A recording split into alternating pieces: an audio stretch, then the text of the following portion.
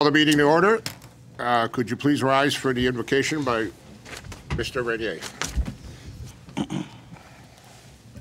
On April 4th, 1968, Dr. Martin Luther King was taken from us too shortly.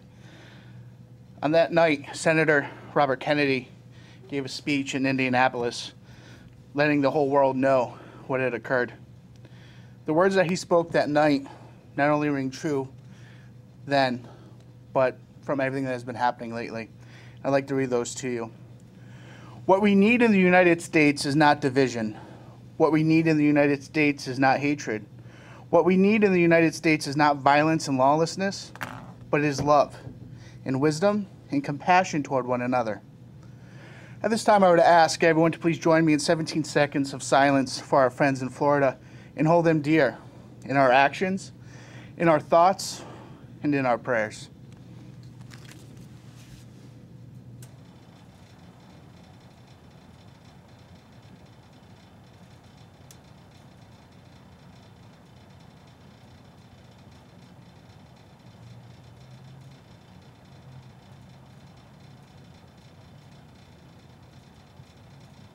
And now would you join me in the Pledge of Allegiance?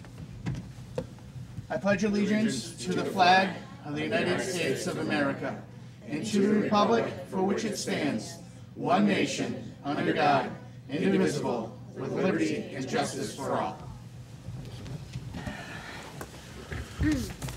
Thank you, Mr. Renier. Fire evacuation announcement. If in case there's a fire alarm goes off, we have the exit in the rear of the chambers out to the parking lot. Or you could go out my left, your right, left down the stairs and out the rear door to the parking lot. Kathy, roll call, please. Mr. Renier? Here? Mrs. DePoe? Here. Mr. Rutledge? Here. Mrs. Riley? Here. Mrs. LeBlanc? Here. Mrs. Hernandez? Here. Mr. Neville? Here. Mr. Ryder? Here. Chairman Krizel? Here. Mr. Board guests, Mr. Dresnick. Thank you, Mr. Chairman. Tonight we do have some very special board guests. At this point, I'd like to invite Miss Abby Hood, who's a grade 2 teacher over at Henry Barnard, to come up with some even more special guests. Our guests tonight are Noah, Alyssa, and Natalie. I asked Miss Hood to come here. Some of you may have known, but the rest of the public doesn't, that what turned out to be just a small little note of kindness that Ms. Hood shared with me last week, after a week that was very difficult for all of us, not just here in Enfield, but across the country. And reflecting on the note that she sent me with regards to how her class her grade 2 class at Henry Barnard were going to do some of the events surrounding the 100th day of school, I thought it was more important to ask Ms. Hood if she was willing to come here and share her story with the entire board and the community. I will put out a disclaimer that I dragged her here this evening, not against her will, but pretty close. So she said, what do I have to say? Do I have to prepare a speech? I said, no, just share with them what you shared with me, and where it's much appreciated. But more importantly, we're about to see 3 people who are going to be very famous tomorrow in the halls of Henry Barnard. So at this point, I turn it over to Ms. Hood. Hi, thank you for having me. So, as you said, I'm a 2nd grade teacher at Henry Barnard. About 2 weeks ago, my class was coming up with ideas that we could do for our Valentine's Day, and 100th day of school was also falling on the same week. So instead of counting Cheerios or balls, we thought, how could we make other people feel good as well as making ourselves feel full at the same time? So we were working on a project that included our best writing skills and thinking outside the box. So for 5 minutes each day, I had all of them try to think of someone other than themselves. So whether that be another student or adult in the building. So we wrote kind things about other people on these little heart cutouts, and then we posted them outside of our door. So because it was the 100th day, we did the 100 acts of kindness.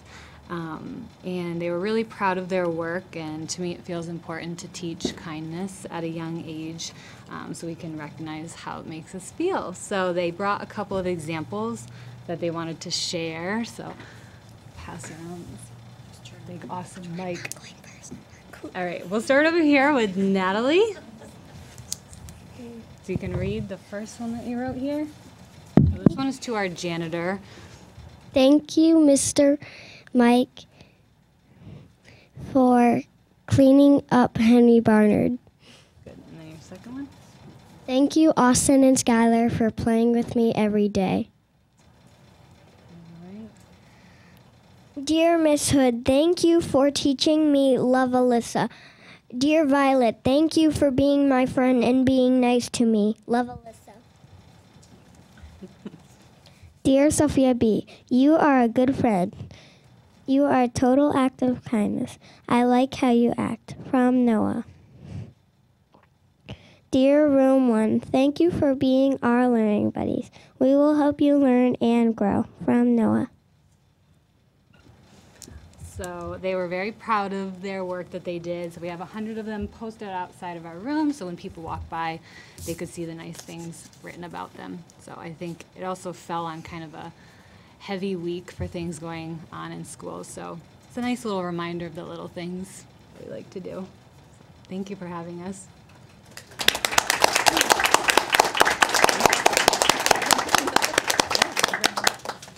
Well, thank you for, anyone want to comment? Ms. LeBlanc? You can let Mr. No, Mr. Rainier, I'm sorry. Just wanted to share my heart with you guys, and thank you guys for coming. And it's just thank you for sharing all of your heart and special thoughts with us. So thank you guys for coming. Thank you. We appreciate it. Ms. LeBlanc? I just want to thank you guys for coming tonight. You guys so far have just put a huge smile on my face. Just seeing your enthusiasm and doing the 100, taking it and turning it into a spin, like you said, and during the week that it was. I think that this is wonderful, and I'm really proud of you guys. And you're really brave for coming up here and having to talk to us and stuff. So, but thank you guys very much for taking the time out of your night to come and tell us about this. Mr. Neville? Thank you, Abby, and students for sharing your acts of kindness with us. Sometimes, particularly in weeks like last week, which was tough for everybody to get through, to remind us, all of us, what's really important. And just having you guys come up here and give us your comments and your acts of kindness just brings a big smile to my old face. Thank you very much. Thank you. Do you guys want to come and see yourself on TV? Come on. Come on. Come on, right here. Then wave to everybody. Yeah. There you go. Say hi, Mom. Yeah, wave. Isn't that neat? Well, Yeah, go back up. Come on. Mr. Drezik wants to get a picture. Come on. With your parents' permission, we're going to tweet you. All right, get together and smile. Ready?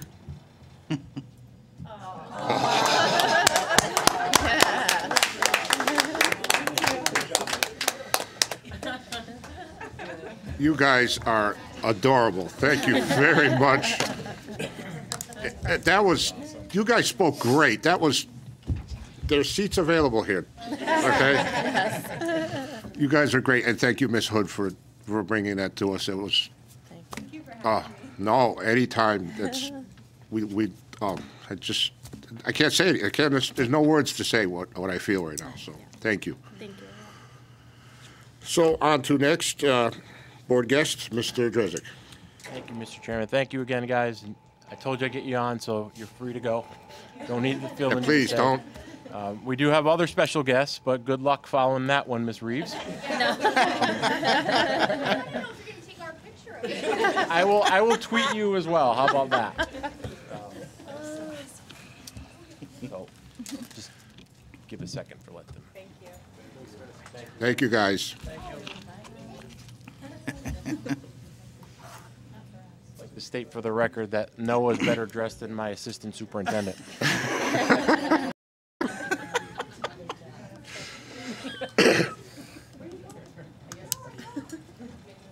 Okay. Our other guests this evening, we've asked Principal Katie Reeves of Menfield Street School and teachers Kim Tate and Lauren Andrews to come and present.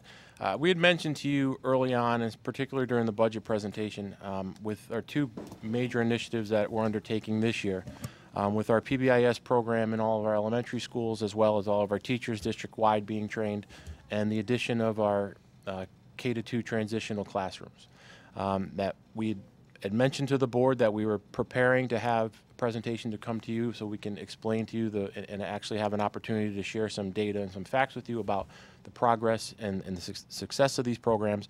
But as we sat together as a group throughout all of our levels at all the elementary schools, we realized that there was no way we could bring everybody in one sitting because you guys would be here past your 10 o'clock curfew. And that wouldn't even get to when you get to your questions.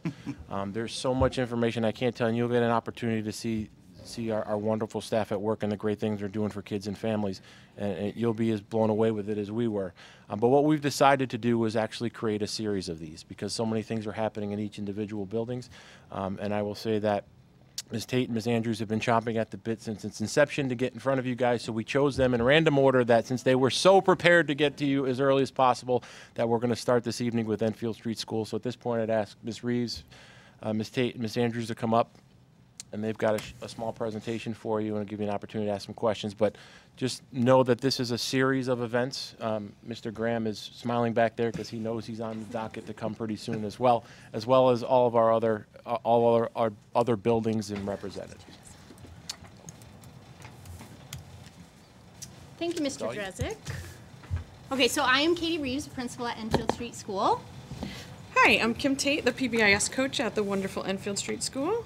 Hi, Lauren Andrews, the transitional classroom teacher at Enfield Street School. So we wanted to just give you an overview of what PBIS looks like at Enfield Street School, as well as what the transitional classroom looks like and how they're working together. In order to do that, we really wanted to,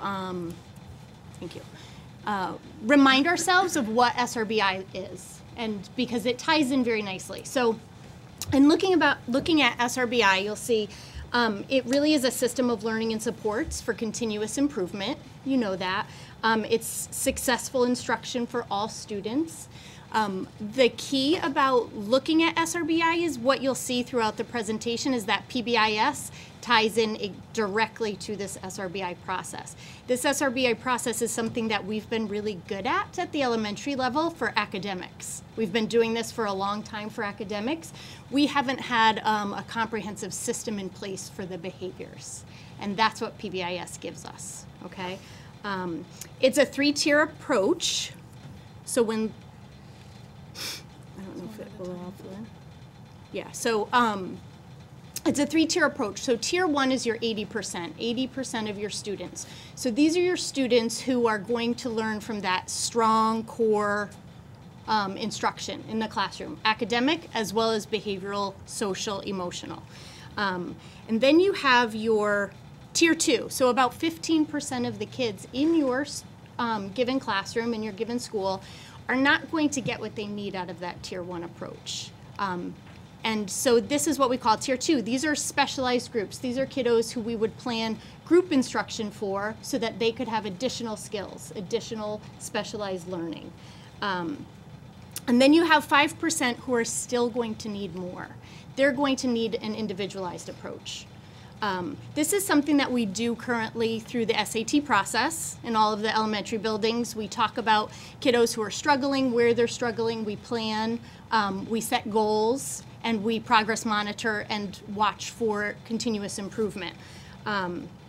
It's really about early intervention and catching kids early. So finding out what they need, setting that plan so that all kids can be successful in our schools.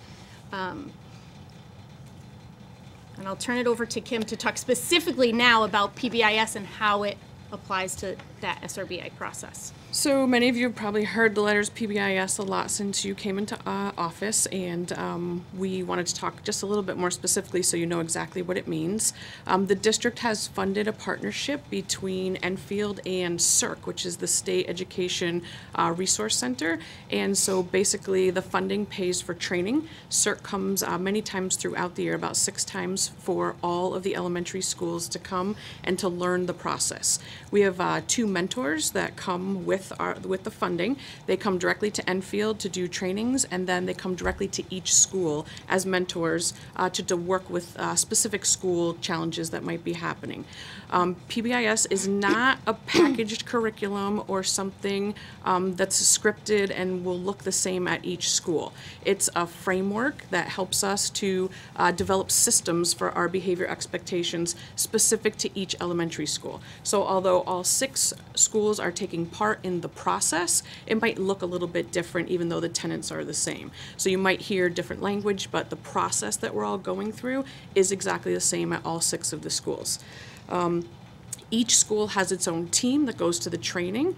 The team that goes to training takes it back to the elementary school, who has a committee, and the committee then trains the rest of the staff. We use a lot of staff meeting time and any kind of PD time that we possibly can so that the staff learns more about the process and has as much input as we can possibly have time to give them. PBIS, because it's a process and a system, it's always evolving. We look at the data, and I'll talk a little bit more about the data that we have available through our partnership, but we look at it for areas of concern, things that we need to do better, and things that we're doing well at, and then we just continue to monitor and adjust the system. So it's something that will always be ongoing and changing. It's focused totally on solutions. We try to find out what's not working, and then we all get back together as teams and we figure out a better system that serves our kids better and gives them more of what they need. It's always positive, and it's not punitive. The focus is really on trying to teach kids the behaviors that we expect in a happy and productive and safe environment. We do not see kids as often coming with certain skills that they may have had at an elementary age, maybe 10 years ago, 15 years ago, and we know these are things we have to teach now. We didn't used to have to do it, and now we know that we do. So PBIS gives us the time and the structure for those lessons to happen. It's a school-wide approach, even though each classroom will also have their own model of PBIS that helps them. So there's a classroom model as well as the school-wide model. We're working mostly on Tier 1 this year because it's our first year. And so we're working on school-wide interventions that are supposed to help with all of the things that are listed on this slide here. How it actually happens. So the first thing that we do as a team, all 6 schools had the job of choosing what their core values are, the things that are most important to that particular school. If you visit different schools, you'll see many of the things are the same, especially if you visit 3 primary schools versus 3 intermediate. The words are very similar, but they might have a different mascot or a different twist on it. At Enfield Street, we chose be safe, be kind, and be responsible. These are the things that our kids hear from us all day, every day, so they know that those are their core values. They repeat them every morning when they say a pledge, you know, their Enfield Street School pledge. So those are the things that we've chosen, and that's the #1 thing for PBIS, is that everybody has core values, so they speak the same language. You might see kids from another classroom or another grade in the hallway, in the cafeteria, in the playground, but everyone at your school will speak the same language because of the core values. The next thing that we do is to create this is what's called the matrix. So this lists very clearly what the behavior expectations are for our school. And it's listed, how can I be safe in the hallway? How can I be kind in the bathroom? How can I be responsible on the playground? And always these will be positively stated. So what to do, not necessarily what not to do, because we always want it to be positive. When you start visiting schools, even this year, you might see some of the schools already have these posted, and next year for sure when you visit, you'll see these in all of the schools. So you'll immediately know, oh, that's the PBIS matrix, here's their core values, and you'll know exactly what the school values, and then you'll know exactly what the children are supposed to be acting like in each of the areas. PBIS is really big on teaching explicit lessons and teaching them before children have the opportunity to perhaps do something wrong. We want to show them ahead of time what we expect. We give them demonstrations and models, and then we support them to do the right thing. These are examples of the individual matrices that might be hanging in certain places. So the hallway will have a hallway matrix in it. Before you go out to the playground, you'll stop and visit the playground one. There'll be one at the cafeteria if we're having an assembly, so that the kids know before each of these things start, don't forget, here's the behavior that we expect to see. At the primary level, we thought it was important to have a picture matrix as well as one in words, because no one at the K-2 really reads yet, so we thought that the pictures would be important. Not well yet, so we're working on that. The lessons that will happen, some of them are happening now in some of the schools, and the rest of them will start in September. They will take place in the actual area. So if we're having a lesson about the hallway, we will all go to the hallway and have the lesson there. It also should be taught by the natural implementer, we call it. So if we're having a lesson about cafeteria, it will be taught by the people that run the cafeteria, because they will be the implementers and they will be the people that make the system work. So that's basically what you'll start to see now in most of the elementary schools, and when September you'll see it for sure in all of them. Sometimes when people talk about PBIS, it gets some criticism sometimes, because people say, why are we rewarding kids for things that we expect every day? And what I wanted to put onto this slide and to make the point is that we're not rewarding our kids, we're just trying to shape their behaviors to fit the things that are really important to our school. And we're shaping the behaviors using positive reinforcement. A lot of people use a ticket system for PBIS, so if you're visiting the intermediate schools, you'll probably see teachers and kids with tickets of different colors. At the primary level, most of us are using what we call the warm fuzzy, and those are, in the picture you'll see, this is a sample of a classroom bucket that's starting to fill up with warm fuzzies, and we use those to reinforce the behaviors that we see that we like. So we ask you to act a certain way. When we catch you doing it, then the warm fuzzy is just a token of our acknowledgement that we've seen you doing it. At Enfield Street School, when the class bucket is filled up, then they bring it to the bigger school bucket and they pop it in the big school bucket, and when the big school bucket is filled, then we have a giant school-wide celebration about it. So just to be clear about the difference between us shaping those behaviors and actually rewarding kids, we want the difference to be clear. One of the great benefits that comes from our partnership with CERC and some of the funding that you've given us for the PBIS program is it comes with something called SWIS, S-W-I-S, School-Wide Information System. This is an online, real-time software program that helps us track our behavior data in the ways that teachers can track reading data and math data and other academic data using different systems. So the PBIS system that we have funded comes with the SWIS system, and if teachers have to make referrals to the office for behavioral reasons, they'll submit a form. All of the PBIS coaches, like myself, will input the forms, sometimes daily, sometimes weekly, into the system, and it gives us really impressive data that helps to drive the decisions and helps us to see where we need to improve our systems. Some examples, we just pulled out some examples. For example, on the top, we can see if there's particular times of day that might be harder for our kids than others, and you can see on that sample graph there's a few spikes at certain times. So we would want to sort of drill down and see what's happening at those times of day that might be harder for our kids, and see if we can build in more supports to help them be more successful. We can also narrow it down to specific locations in the school that might be difficult, and then by certain problem behaviors. So depending on what we're looking for or where we're seeing problems, and sometimes people say, oh, we're having tons of trouble here, we can actually go to the data and say, are we really having a problem there, or is it something that can be fixed, or it's just a couple kids? If it's a system-wide program, then the committee needs to study it and needs to go back and see if it's something that we need to change our system a little better. But this sort of data we've never really had for behavior before, and it's giving us a ton of information to try to help build in supports where our kids might be falling down. Tier 1 strategies, as Mrs. Reeves was saying, we give Tier 1 instruction to all of our kids. It is our hope that at least 80% of them will be successful with just that level of instruction. Things we're doing now are developing our behavior expectations, and then we're systematically teaching them to the entire school. Some schools have started that already, and some schools are doing parts of it. It just sort of depends where you are in the process. We're also developing school-wide reinforcement systems, like I was saying about the tickets or about the warm fuzzies. Those things are being developed, and again, depending on where your school is is in the process, you'll see that already being used, or for sure, like a full rollout is coming in September.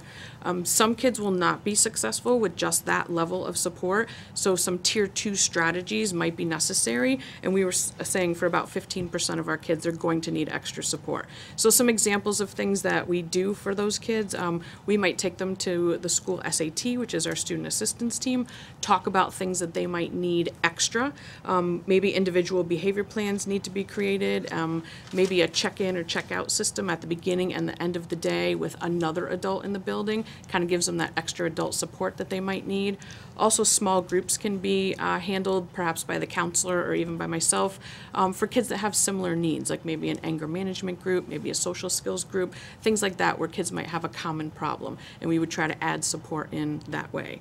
So we're hoping to reach almost 95% of our kids, not just, but through a lot of hard work in the tier 1 and tier 2. Again, for 5% of our kids, they're going to need even more support, and that's where our transition room comes in. Can't read that so far. Sorry. Okay, so our new transition classrooms are in each of the 3 K-2 schools. We started in December, as you guys know, and it fits in perfectly as our tier 3 option, which is something that we never had before for our kids with behavioral needs. Those tier 1 and tier 2 pieces we were trying to put in place as much as possible through SAT, but we never had this last piece. So entrance into the transition classrooms is based on SAT recommendations. Obviously this year was a little bit different. We didn't know it was coming about at the beginning of the year, but it was still through the SAT process and kids that we had been talking about up until December. We're working now to finalize kind of what that criteria will look like next year, and I'll talk to you a little bit more about the data piece later. But monthly, the 3 transition teachers, as well as sometimes the PBIS coach, our school psychologists, counselors, we're meeting monthly. That second staff meeting each month is a department meeting, and so we're using that time to meet and kind of go over what's working, what's not working, what we can tweak within our classrooms. And then this graph here at the bottom is, we call them ODRs, Office Discipline Referrals. That's the actual form that the classroom teachers or whatever teacher in the building would fill out, and that's how we're getting this data that you're seeing in SWIS. So this graph at the bottom is a combination of the 3 primary schools. We showed you 2 different months. It's October and February, and you can kind of see the difference. It's the total number of ODRs that we had in those 2 months. And that's pretty telling, I think. Great. So our transitional classroom, the official name is SRBI Multi-Grade Transitional Classroom, but we call it the transition room usually. Our focus is on the social emotional learning. These kiddos, for a variety of reasons, were not ready to learn, I call it, in their bigger classroom. So we work on getting them ready to learn and getting them ready to eventually transition back into that classroom. That's our goal. So we're working on social emotional learning, the executive functioning piece, which ties into something that we've been working on in kindergarten for several years now, really focusing on that piece, and them learning what it means to be a student. A lot of them don't know what it means to be a student and to be safe and learning in a school. So again, examples are being safe in school, using our words to express how we're feeling, following school and classroom routines, being kind to others is a huge piece of that as well. So how do we do this? In my classroom, as well as in the other 2 classrooms, we've tried to keep everything as consistent as possible. It's gonna, again, look a little bit different in each classroom, but we've put all of the same pieces into place. So all 3 classrooms use a class token system, for those of you who have ever heard of anything like that. In my class, the kids and I talked about, within the first day of school, we talked about things that they would want to earn, and we created a reward menu, a payoff menu of things that they would want to earn. And it isn't things, It's more activities and experiences that they would do. iPad was first on the list for all of the kids. But they have things, I don't know if you can see it in the picture or not, but they have things like they love to play with Legos, they love to play with Play-Doh. I have a fidget bucket of all sorts of fidgets that they love to just earn time to play with. Bingo, yes, they did. Whole class bingo. They did agree that bingo would be a good one. And then when we came up with this list, they helped come up with the value for each thing. So the tokens we use are they're actually the kindness tokens that we got from the kindness fair. We've had a ton left over. So we use those as their tokens. They each have their own bucket up on the wall with their name. It's clear so they can kind of see as the tokens are being added in. And so for each activity, they decided what it was worth. So we have things that are like puzzles are 4 tokens, iPad is 10, fidget bucket is 5, and they can list off, and I could list for you too, every single item and exactly how many tokens it is. And they, even if you're not telling them, because we don't count them as we go all day, as you're putting the token in the bucket and you're always telling them why they earned that token, they are in their mind counting how many tokens they have, and they can tell you 100%, well, I know I have enough for Legos, or I know I have enough for this. Yesterday, was it yesterday or today? This morning, they all had enough for iPad. For the first time all morning, they all had enough for iPad. It was unbelievable to watch. So we also have individualized behavior charts for our kids now too. We use this to kind of track especially as some of them are starting to transition back into their bigger classrooms, tracking their successes, but also where, again, what times a day. It's broken out by the time of day. In my classroom, it looks different for each classroom, but in my classroom, it's broken out like every half an hour. We check in with each kid, and it's broken into safety and following directions, and they earn smiley faces. So that piece, I think, will help us to make sure that when they go back into the bigger classroom, they're being successful, and figure out, again, what times a day it goes home with the parents at the end of the day, so mom and dad or grandma or whoever's with them can see where they had a great time, and for the most part, they've all been getting greens, and where they struggled. And again, like the Swiss data, it's pretty obvious, but it's much more obvious when you can see it in color and in paper every day. So we are explicitly teaching them these skills, the executive functioning skills, the social emotional skills, and the calming strategies is another big one for us. You guys, one of the other things you purchased was Second Step, which is a social emotional program that all 3 classrooms are using. We also use restorative practice, which Kim tells me all the time we do it without realizing that we're doing it.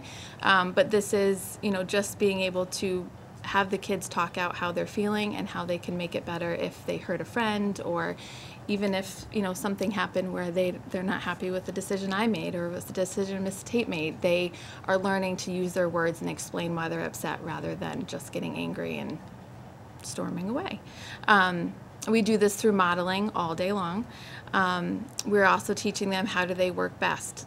Some kids don't work best sitting at a table, so we practice. Today we started mandala journals, and we talked about where would it be best for you to color, where would it be best for you to sit. Should you be sitting next to this friend? Should you be laying on your belly? And they all chose a space, and for a solid 10 to 15 minutes, you could hear a pin drop in that classroom, and they did great. They did great with it.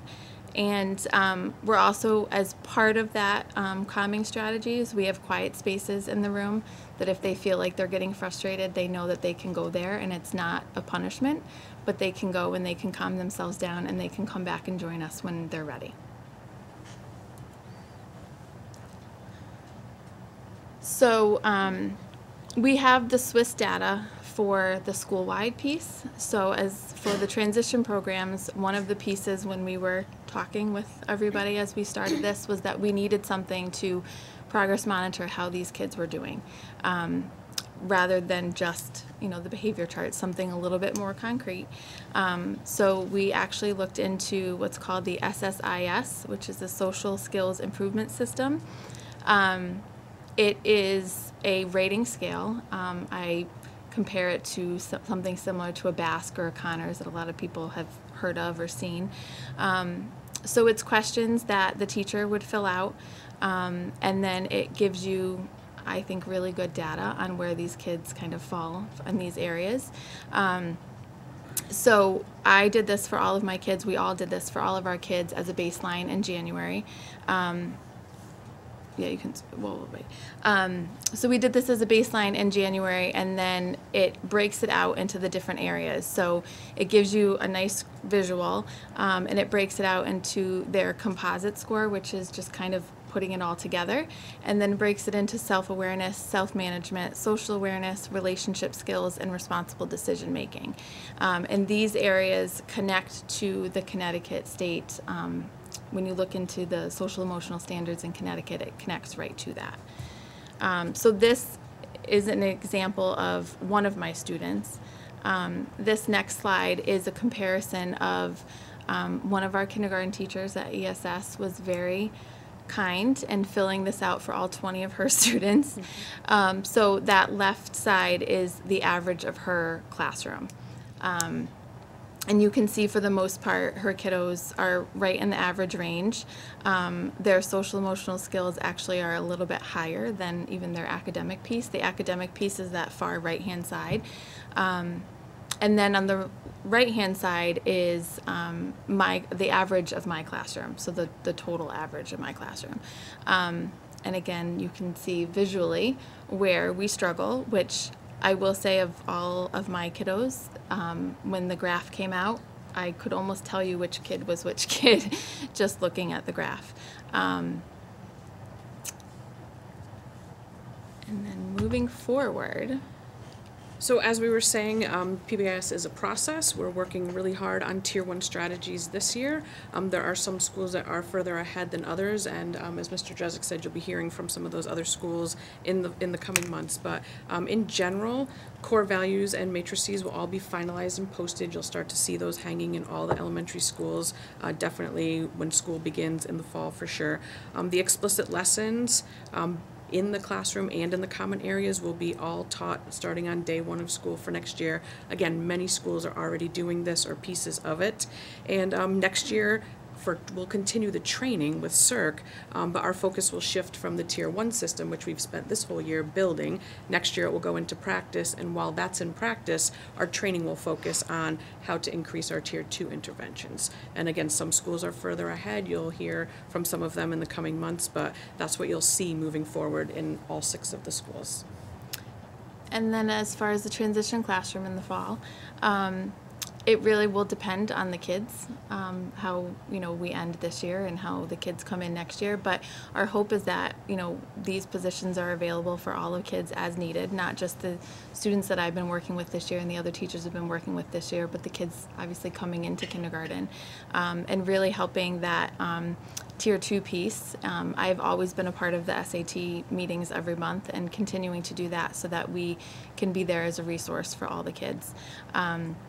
And then continuing to take the data and meet during SAT to see where we're needed and what the kiddos need. We put this slide up last just because it seems obvious now that we're doing this and we're in this process, but a few years ago it didn't occur to us that we could be teaching behavior in the same way that we're teaching academics to our youngest kids. So we wanted to make sure that we just always keep this in mind when we're working and moving forward. We would be more than happy to take questions if you have them, although we've given you a ton of information.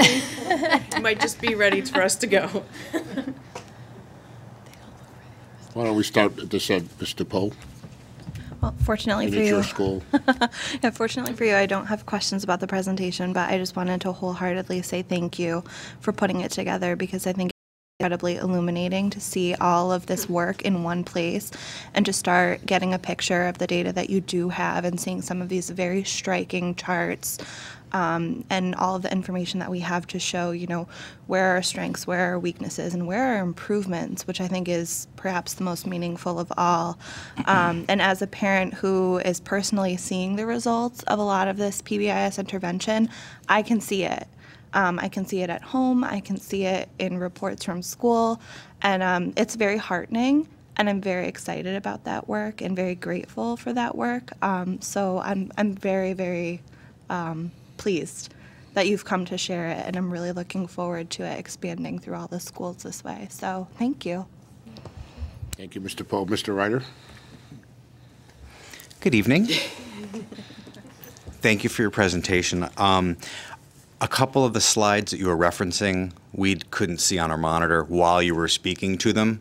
We got them like every now and again. So I was wondering, could we get a copy of that presentation?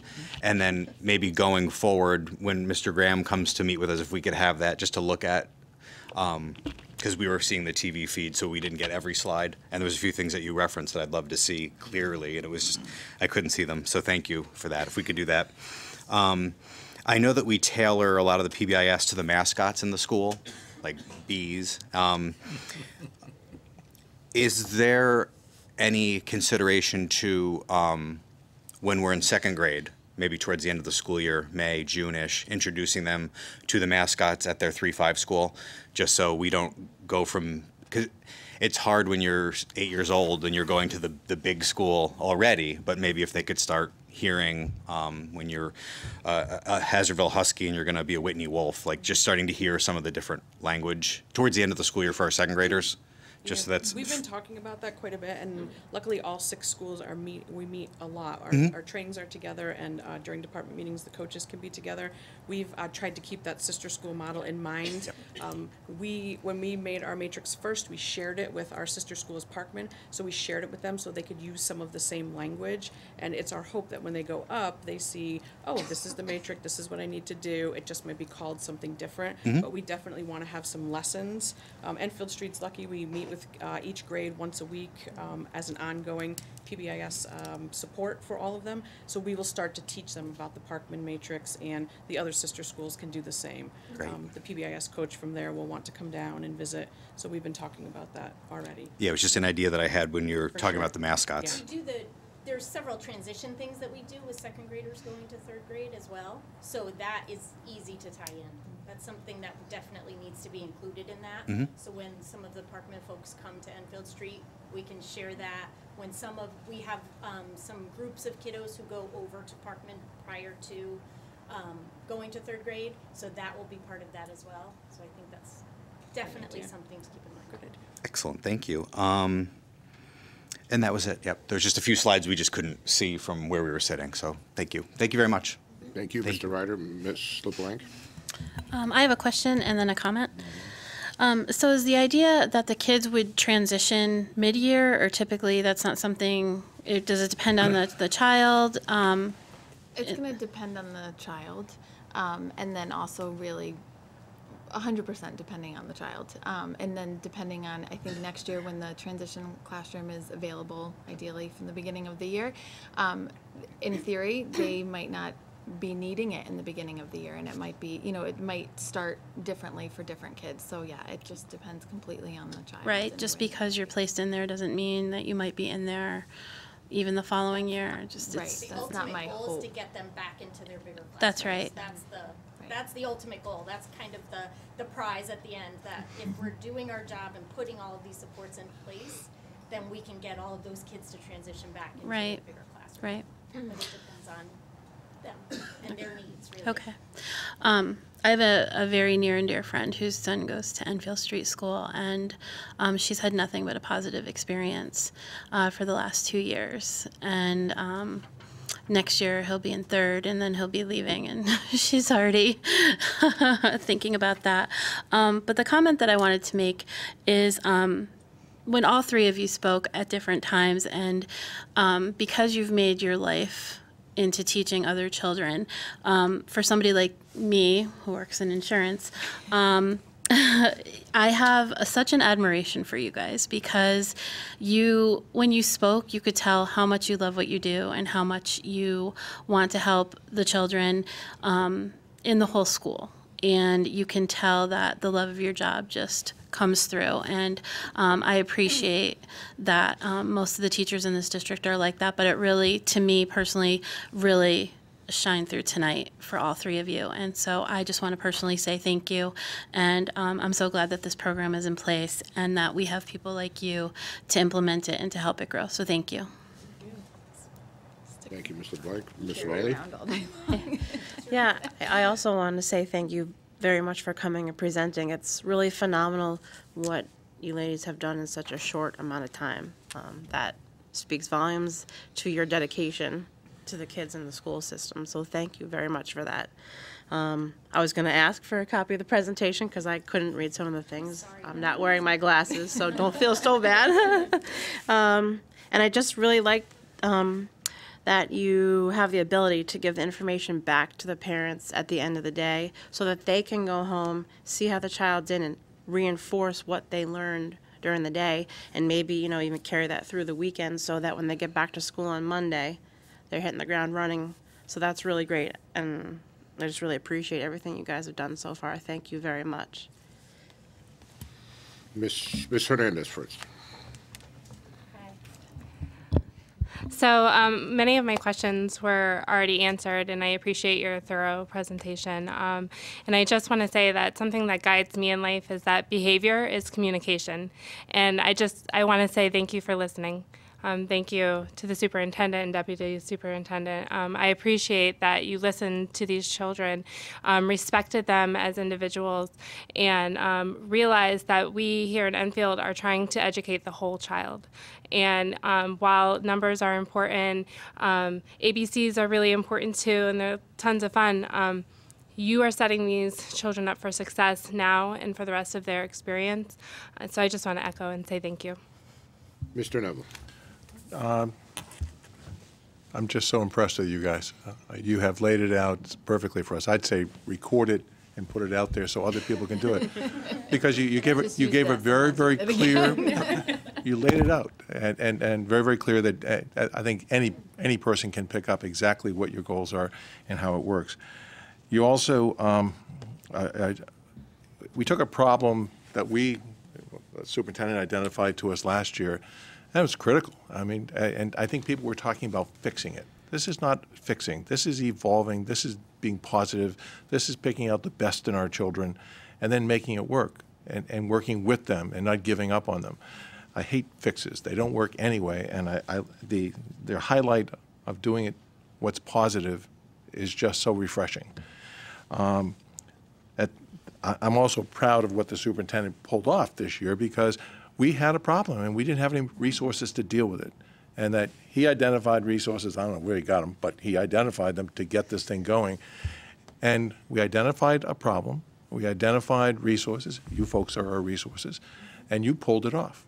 And to do it in 6 weeks' time is just unbelievable in schools. Okay, so my compliments to all of you. You make us feel good, because you're dealing with the reality. And I know the types of problems that you're dealing with and have dealt with, and I'm just so proud of you. I have a couple of questions. One has to do with the sustainability of this thing, and it goes down to, I think you have like a 2-year program with CERC, if I'm not mistaken. They're working with you over a 2-year period. Yeah, and we don't want to lose anybody, but we invariably have retirements, invariably have people move or whatever, and what do we do about those new folks that we bring on board? How are you looking to sustain this, and how are you going to do this during the normal course of transitions?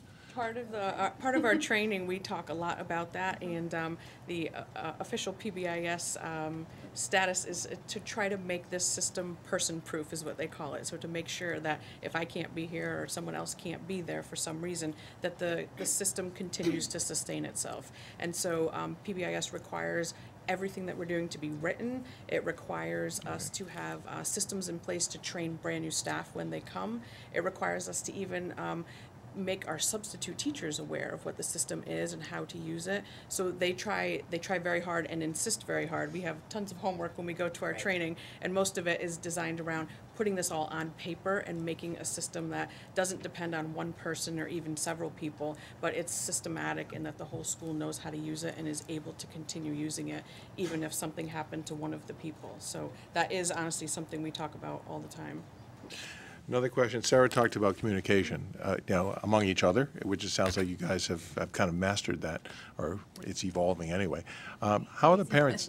Pardon me? Always evolving. Always evolving. There's never enough time. How is the communication working with the parents, and how are they receiving this, and how do you communicate with the parents? Are they seeing the data that you're getting from the Swiss data? I wish we had that when I was there. It's perfect. Are they seeing that? And what's their overall reception to this? You've only had a couple of months. Okay. I can tell you that all of the parents that I work with are phenomenal. They back as much as they can at home within their realm. Parents, grandparents back us at home. They've all been happy to have their son or their, in my case, son, a part of the program. Those behavior sheets that we send home every day, we don't write a lot on them. I just, for the most part, will write, I call the really highs or the lows. So the times that they were really struggling, what was happening during that time, and then the times that they did fabulous, we will kind of mark that on there as well. The parents have all been, like I said, very open to everything. I talk to them pretty consistently. I would say most parents I talk to at least once a week, sometimes more for others. And then as far as, they don't see the Swiss data, that's more of like a school piece, but that other data piece, the SSIS that I have, that baseline piece, I've talked to the parents. We just kind of got that up and running as far as the scoring, but several of the parents have copies of their child's chart, and then a couple other parents, they're going to come in and we're going to talk about kind of where they fall in that. And then the plan is for them to kind of see, my plan is we're doing this monthly, so kind of update and see what happens each month, and hopefully we're seeing, from what we're seeing in the classroom, we're seeing it go up, so we want to make sure that that on paper is seeing the same thing, but then we would send home that graph piece for the parents each month as well. Ms. Reeve, you said the kids were, there could be some flexibility here. The ultimate goal is to have them evolve and end up in the larger classroom setting.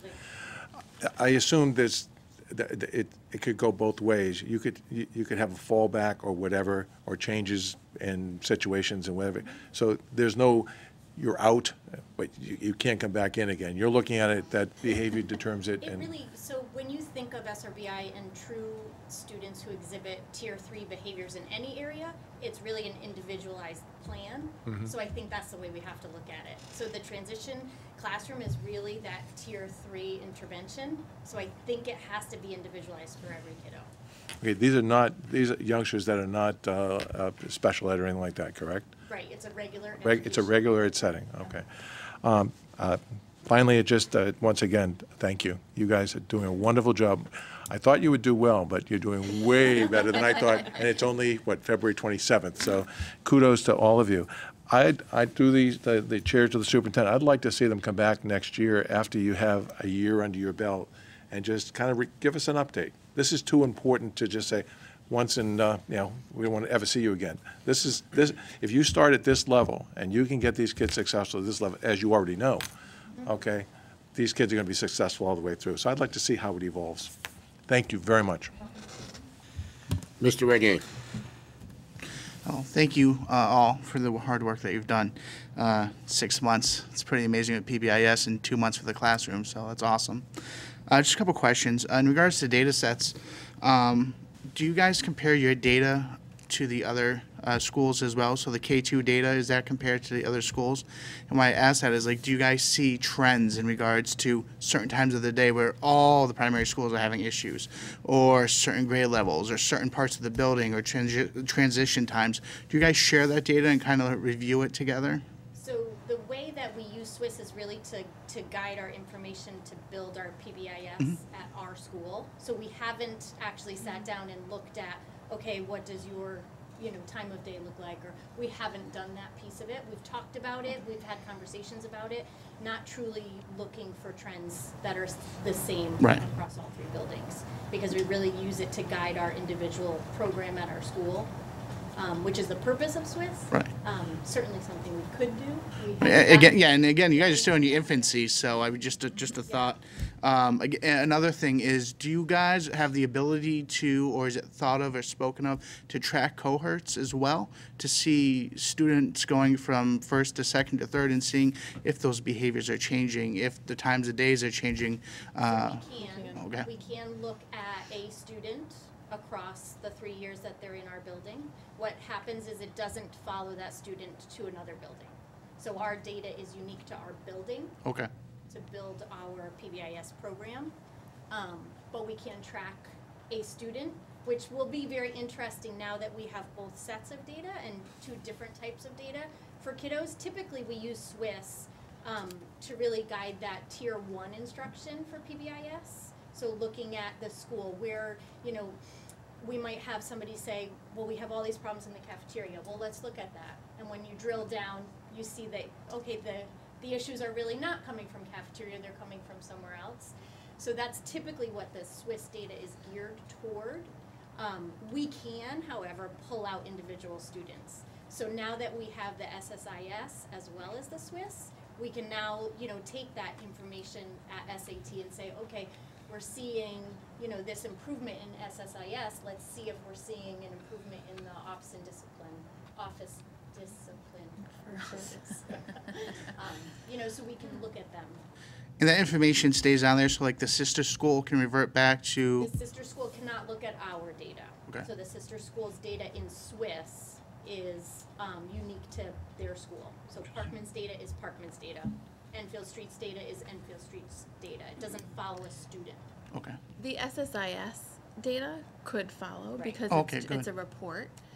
So it is something, and again, this is our first, you know, our beginning part. Right. So we haven't talked about what it looks like when our kiddos go to Parkman, but it is something that could be, we could talk about whether it's part of their CUME or part of their SAT file or something like that, where in theory you could, you know, kind of, I don't want to say track, but you could kind of watch how the progression goes. And Show growth. Show growth. Yeah. Right, because and when you're presenting the data and everything that you guys are pulling, it's kind of like math and reading, right? You guys are kind of putting in the roots, and to see it grow and to see how it builds upon each other, it'd be interesting to see how the data also grows with the individual child or the individual class as well. So that would just be interesting. And those SAT files for math and reading do follow them to Parkman. So that if they're in 3rd grade and they start to struggle in an area, they can look back and say, okay, well in 1st grade they got, you know, help for this in reading, and they can look back at that too. So the behavior piece would be a part of that SAT. And the last question I have is, in health, behavioral health, and when kids are acting crazy or not going along with the realm, dysregulated, disassociated, dysregulated. It's usually a 2-month honeymoon period. So you guys are moving to 6 months right now with PBIS.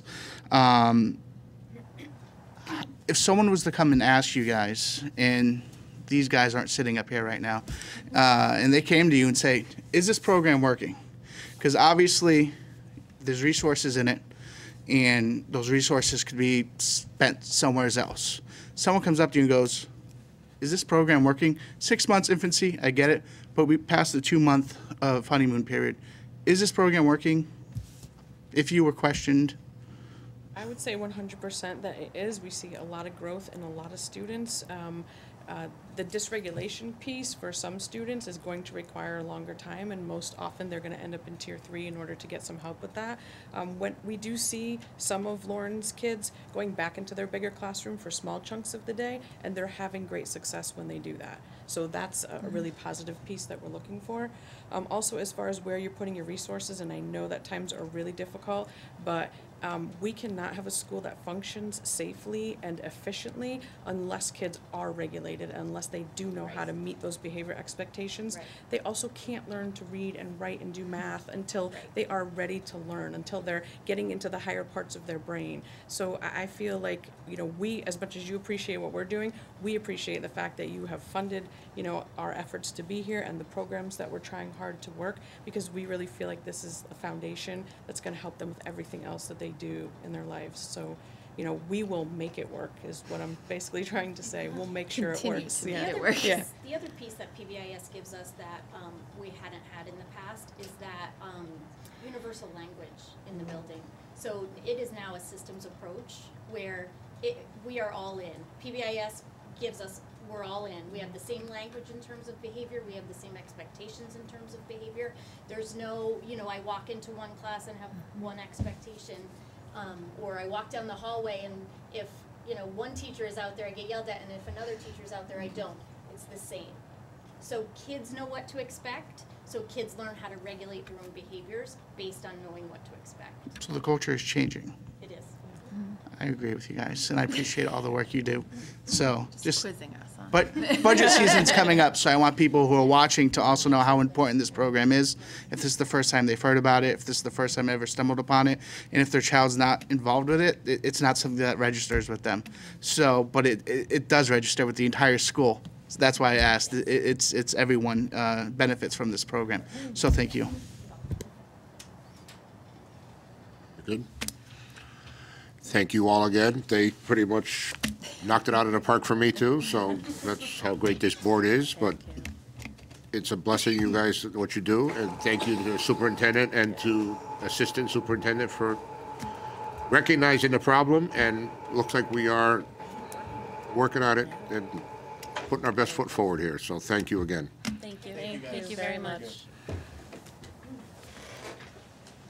Want to add while they're here, we appreciate anytime you can say anything nice about Andy and I, but this really has nothing to do with us. It was folks like you just met and folks from other buildings that came to us, not just with the idea, but the passion that you all saw tonight about what's really in the best interest of kids. So we are very lucky. Definitely the passion was there. The only thing I would add that you even mentioned was the three of them make it sound so easy. And I can attest from firsthand knowledge that it's not. It's not as easy. And the fact that what they've done in a 6-month period of time collectively was beyond our expectations. So on behalf of, I know, and Andy and I, we often get a lot of comments about it, but we are extremely grateful, not just for the three you met tonight, but for the next series of events of folks that are going to come up here and speak about it. So we appreciate that. I was just going to add, if there's any skeptics, all they have to do is listen to Miss Andrews, Miss Tate, and Miss Reeves, and their enthusiasm is enough to get you to be unskeptic. So, thank you. And what you do for those kids is phenomenal. Amazing. Yeah. So moving on, superintendent's report, Mr. Drezik. Thank you, Mr. Chairman. We're going to jump right to the student representatives because I know we're on a time clock. So I'm going to ask if you go with Megan first because she Please. told me she has somewhere else to be. Megan, you have the microphone. So the girls basketball team won their first round of states on Monday, 65-50, and will go on to the next round this Thursday night, home against Notre Dame Fairfield at 6:30. So they would like everyone to be there to come out and support. They are also the conference champs for the second year in a row. And the girls hockey were also named conference champs, and the dance team placed 5th in their state tournament last Saturday, and were also asked to dance at the girls basketball state finals halftime. And there's also a student versus faculty game in March to help benefit the Special Olympics. Thank you, Megan. Jacqueline? Enfield High's Program of Studies Night ran on Thursday the 22nd. There was a great turnout, and we all got to meet many incoming freshmen, which I think is a great opportunity that I've had my 3 years at high school. Additionally, the Gay Straight Alliance is attending the LGBT True Colors Conference at UConn on March 17th. Due to the generous donations from staff and families, as president of this organization, I'd like to thank everyone who contributed. It was a great time last year, and I'm really excited to go to it again. Great, thank you. Great news on both of you. Mr. Superintendent. Thank you, Mr. Chairman. We'd like to, I knew both reps had to leave early, but we already passed, I know, on Megan's time, so I'm grateful for her staying as long Thank as she you. did. And thank you, Jacqueline, as well. I want to take the opportunity to thank Police Chief Carl Sparazza. Many of you know that Chief is retiring at the end of the month, and we want to thank him for his many years of dedicated service, not just to the town of Enfield, but to the Enfield Public Schools. There is a reception being held for Chief Sparaza at the Enfield Senior Center tomorrow at 2 p.m. The event is open to the public if anyone's interested in going to share their thanks for the Chief for all he's done for us in his years in Enfield. First readers, will be recognizing the next group of first readers on March 5th at 6 p.m. Ceremony will be held at Enfield High School in the auditorium. This event is also open to the public. Enfield Public Schools will be hosting our Family STEAM Night on March 8th at Enfield High School at 5:30 p.m. The event is for students in grades K to 6. The event includes fun and engaging activities and demonstrations. It's enclosed in your package as a flyer as well with additional information. The Enfield Public Schools will hold the 2018 Enfield Invention Convention on March 10th at Enfield High School for students in grades 3 to 6. We are looking for judges for this year's event, so if you are interested, please contact Mr. Daig, who's our K-12 STEAM Science and Technology Education Coordinator. Also enclosed in your packets is a flyer with additional details. Enfield Head Start STEAM and Literature Fair will be held on March 13th at 5 p.m. You can visit the Head Start classrooms and view their STEAM displays in literature. The event is also open to the public, and there's a flyer about that in your packet. There's also an additional listing of March events in your packet as well. And one other item I'd like to add to the superintendent's report is a question that's come to me recently with regards to some of the things you board members have mentioned and referenced earlier in the evening with the events that took place 2 weeks ago down in Parkland, Florida. One of the byproducts of that in these dark times has been, as some of you have probably noticed, there seems to be a movement nationally where young people are beginning to speak up and take a stand on things that they believe that their voice is having an opportunity to influence positive change. And as a district, we obviously support that. One of the questions that we've been asked a lot lately was some of these national events that are starting to become planned that particularly address high school students, possibly walking out of school, where we stood. And I've gotten calls from the media, I've gotten calls from some of you, I've gotten calls from parents, I know Mr. Longi has as well. One of the reason we haven't come forth with what our endorsed plan was, because we didn't have an opportunity to speak with students about this yet. I thought it was important if our students felt that their voices needed to be heard. We certainly want to encourage it. We would never try to silence any student who was trying to use their voice, particularly to make positive change. But before we made any decisions as an administration, whether it's in my office or at the high school, we wanted an opportunity to have the kids give us their thoughts on what they were thinking of doing, what they were hoping to doing, and more importantly, how we can support them. Though I've mentioned in the past that I have a superintendent's advisory group at Enfield High School, and it's a diverse group of kids. It's not kids in one particular grade. It's not kids that are just one particular class level, one particular interest group. It was all voluntary, and it's kids that applied to be part of it. So the purpose of it, when Ms. Clark and I established at the beginning of the year, was to get a cross-section of kids that could come and bring their concerns to us so we can hear directly from them what it is that their concerns were, so we can in turn translate and make decisions, help you guys make decisions on what's in their best interest. We had a meeting scheduled with that group on Monday. So before we had any internal decisions about what we were going to endorse to do, we wanted to hear directly from the kids. I have to tell you, before I tell you the results of that what I've seen nationally with regards, and I'm not taking a position one way or the other, but the one thing that's been the most impressive thing for me is the way that these kids who have been speaking out have been conducting themselves. Whether it be talking with state and local leaders about their position on an issue, whether they've been interviewed on national media. The one thing universally I think we'll all agree upon is the way the kids have handled themselves with dignity in class during a very difficult time. I can tell you that our kids in Enfield High School are no exception to that either. Having an hour-and-a-half conversation with kids about who raised some significant concerns and issues with us that I feel anytime we have a conversation like that, we have to set the premise that we have to respect everyone's opinion, even though you may disagree, but we're going to do it in a civil way and do it respectfully. In all honesty, there really wasn't a need for me to say that at the beginning of our meeting, but I found that out after the fact. I couldn't tell you how impressed I was and Ms. Clark was walking out of the room with the dialogue that we had with our kids, and I think it's important for you guys to know that.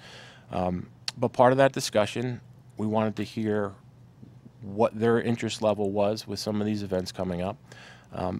But we also wanted to tell them what our concerns with some of these things were, and we didn't want it to come across as we were trying to silence any student in any way. But we wanted to make sure we could support them in a way that we could stand by. And obviously, our biggest concern is making sure we maintain a safe and secure environment for kids, and they got that. They've got that probably more than some of us have got that in the conversations that we've had. As a matter of fact, one of the students who's not even in the group, but we invited the student to take place, was the one who was in the process of being a leader of the group organizing the kids to potentially walk out. One of the things that stuck with me was, look, we're not trying, it defeats the purpose if we try to stage a walkout and put ourselves, we stage a walkout to raise awareness about school safety and security, and then we put everyone in a less safe environment. Now, these are the kids, this isn't me, these are the kids telling me this. So one thing that happened on the way over there Monday is I was made aware by, well, she left already, but I'll tell you who told me, that there was something on social media that I'm not a part of, but it was something trending on Twitter that I shared with the kids. And this was a post made by a teacher somewhere, and I don't know who the teacher is, but I read it to the kids, and I'll read it to you and tell you why it's relevant. The teacher wrote that in class today, the topic of school protests to honor the 17 victims of the Florida shooting came up. One of my students said, "I think it's stupid. How about you make friends with 17 kids you normally wouldn't instead of walking out of school?" What a great conversation came out of it. Smile at 17 people you normally wouldn't smile at. Say a kind word to 17 people who might not have someone to speak to. Open up your heart to 17 people who might be hurting. Offer friendship to 17 people who may have none. Now that could change the climate of the school. 17 reasons for change, 17 reasons to make a difference. What's your 17? I like that slogan. Today warmed my heart to be a teacher. Hashtag what's your 17. So I read that to the kids, and the dialogue changed a little bit. And immediately the kids said to us, how can we do that? How can we incorporate what we want to do as far as using our voice and trying to make a statement, but at the same time turn it into something positive? So there's two right now events that were up for, and they're national events, that are up for essentially discussion. There's one on March 14th, which is essentially a 17-minute walkout to honor the 17 victims from Parkland. And there's another event in April that there really is no time constraint on the actual walkout. So we were focusing initially on the event that's to take place in March. So one of the things that we had a dialogue with the kids about, and Ms. Clark met with kids again today, and the reason I'm telling you this is only because of timing, and a lot of this happened so fast. We were going to ask some of the kids to come here and explain this to you, but for timing-wise, we just weren't able to do it. But one of the things, and nothing's concrete and etched in stone, because one of the things I promised the kids, and Ms. Clark and I were together, was this can't be just a directive coming from us. This is your voice. You want to use it. We want to support you, but we have conditions that we're obligated to meet as well. And the kids were great. The first thing I said, I can't endorse 1,600 kids walking out of a school in the middle of a day. And immediately one kid said, we know, we get that, but is there a way that we can compromise? One of the kids' idea was having a 17-minute moment of silence.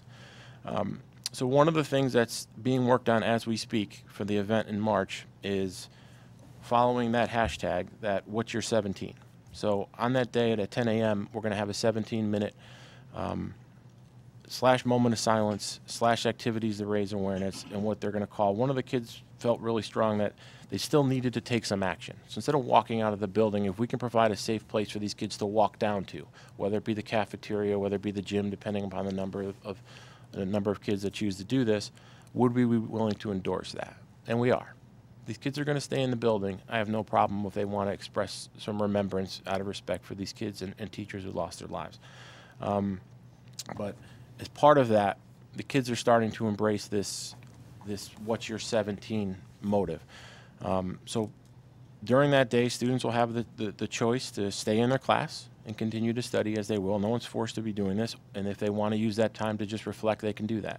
If they want to use that time to focus on what their 17 are, they can do that. But we'll also have an opportunity for kids to go to a safe place, and we'll have obviously staff and things along those lines to make sure that kids have a place to talk with. They are the final definitive what we're going to do during that time is not etched in stone at this point. because we thought it was important to get the kids' voice in this. So I don't want to sit up here and tell you this is what we're doing, this is how the district is going to respond, because the kids asked us to be a partner with them. And I think that's the greatest compliment we can give to any of our kids, that they're willing to come to us and ask us to help them and ask them to be part of the thing and not be part of the solution and help them in exercising their voice. The kids also understand that we cannot allow students to leave the building for safety reasons and endorse that, but they got that. One of the students actually said it before I had a chance to. They understood that. So I was extremely heartened and proud of the way and this is a group of leadership kids, 10 or 12 of them in a room. And there were kids of differing opinions in the room. And one of the best things I saw during that time I was with them was I didn't know who thought what on a particular issue in the room. You could tell a little bit by talking to some of the kids. But they knew. And before, as we discussed different options, they would reach out to each other and say, I know you weren't thinking of this. Are you okay with this? Are you comfortable in where we're heading with this? That happened organically. We didn't have to mediate that. That all happened from the kids. And the way that they handle themselves gives us confidence that all of our kids are going to handle themselves with the same dignity in class in doing this. The other thing that I offered to those kids, and they were receptive to it, and with obviously the help of board leadership, and I will share that the mayor has also reached out, is one of the reasons that having these kids have an opportunity to express their opinions in a respectful way, which I'm 100% confident they will, but who are they going to have an opportunity to speak with? It's one thing to talk to Andy and I and Ms. Clark, but maybe we can somehow create an environment for them to have the voice of local leaders, those of you who are elected officials, and create an environment where they'll have an opportunity to have your undivided attention as local and field leaders. We'd have to, obviously there's some logistical things we'd have to work out on that, and we're talking about something along those lines for a follow-up date in April. But the kids were very receptive to that concept and that idea. The only conditions I'd have on that is this is not going to be a public event. At some point, we have the right to make a decision. This is an opportunity for the kids to have the ears of the elected officials we bring in the room. There's plenty of opportunities for people to come and speak publicly about these events, and I respect that. But I have to honor the kids' request that this is their time. So as far as the makeup of those dates, we're still working on that. We're kind of leaving it at letting the kids, along with the building administration, put the concrete details of these events together. But really creating a positive event out of these days is something that we're very happy to endorse. We are going to get word out as quickly as we can once we know, so that students and families and parents are aware of what's going on. But I wanted to take the opportunity, since I've gotten so many questions in recent days about this, to share this with you guys in public. And that will conclude the superintendent's report. Any questions for Mr. Drezek? Audiences. A reminder, audiences, there are 3 minutes, and no personalities, no mentioning of students' names or teachers' names. So our first audience, Akuma Nemo. I'm sorry if I didn't say it right. Sure, you can come up together. Please state your name and address for the record.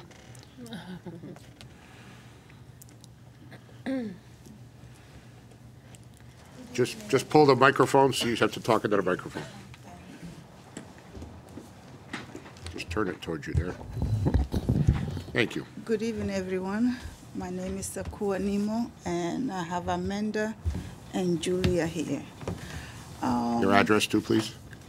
88 Thistleton, Enfield, Connecticut, please. I'm here tonight because something happened with my older daughter, and it wasn't fair. And it's starting with these two, and I don't want that to go on. When the program started, you read something which is very thoughtful. And then another one read something about be kind to one another and say good thing.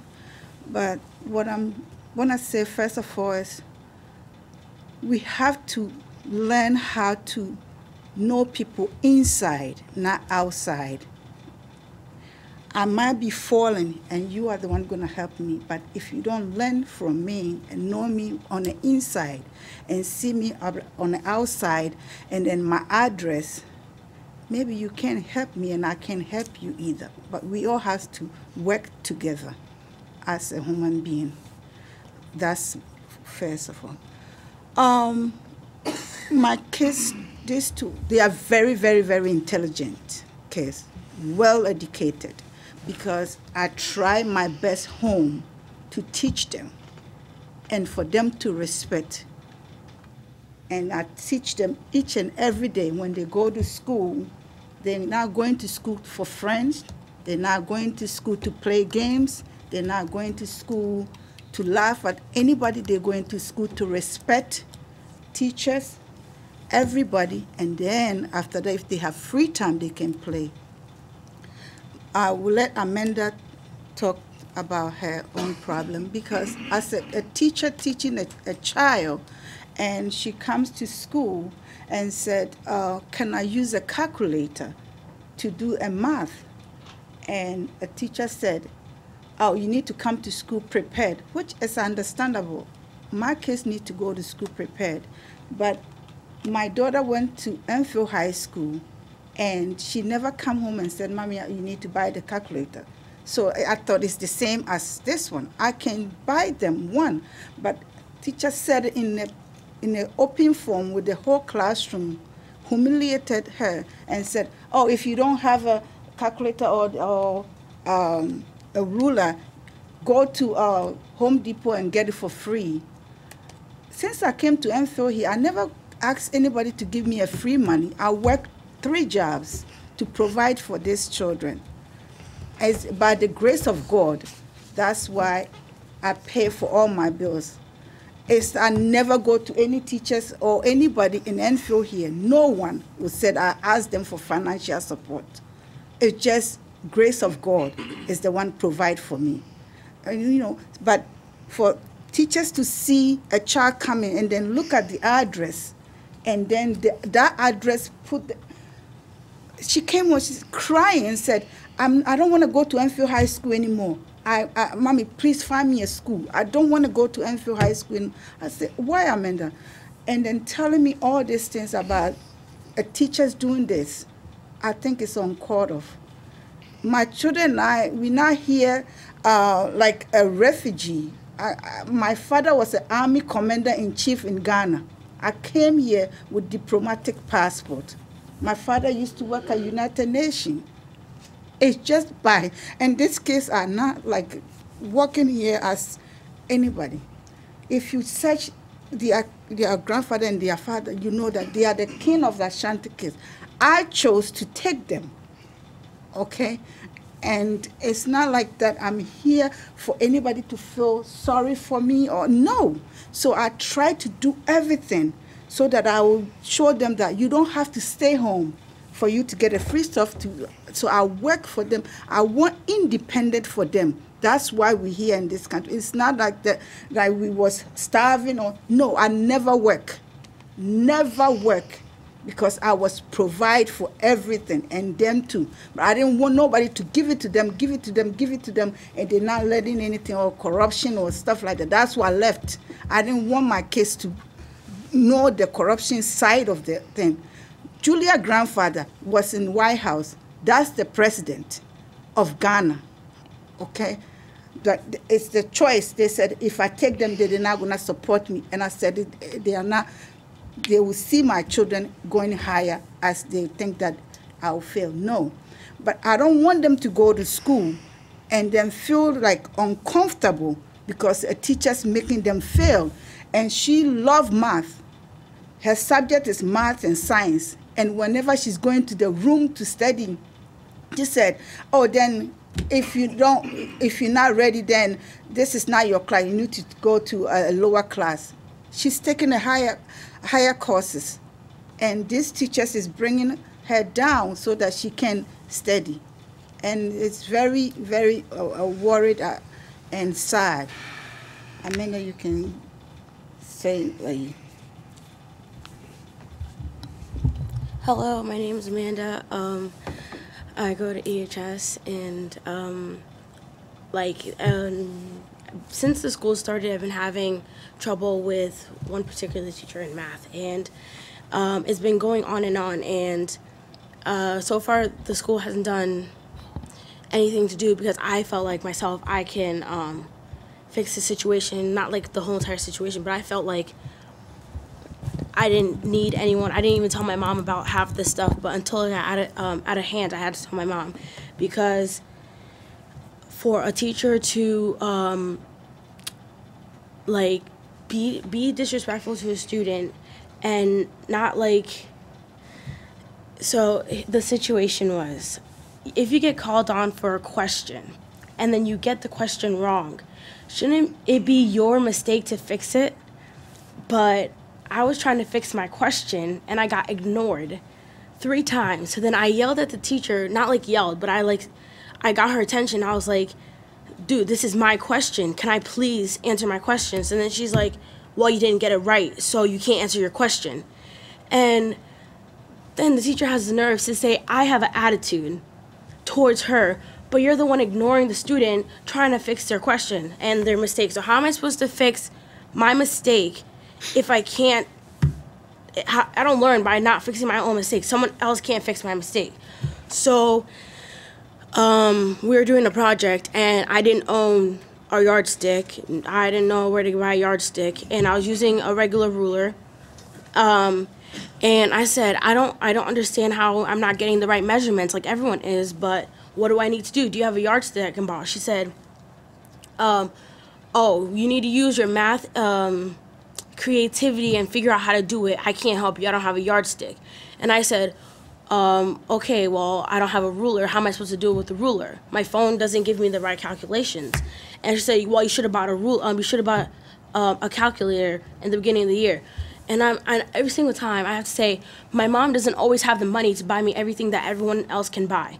My mom doesn't always have the money to give me everything that I'm trying over here. So with everything that I have, how can I be creative with a calculator? My brain is not a calculator. I can't be creative with a calculator.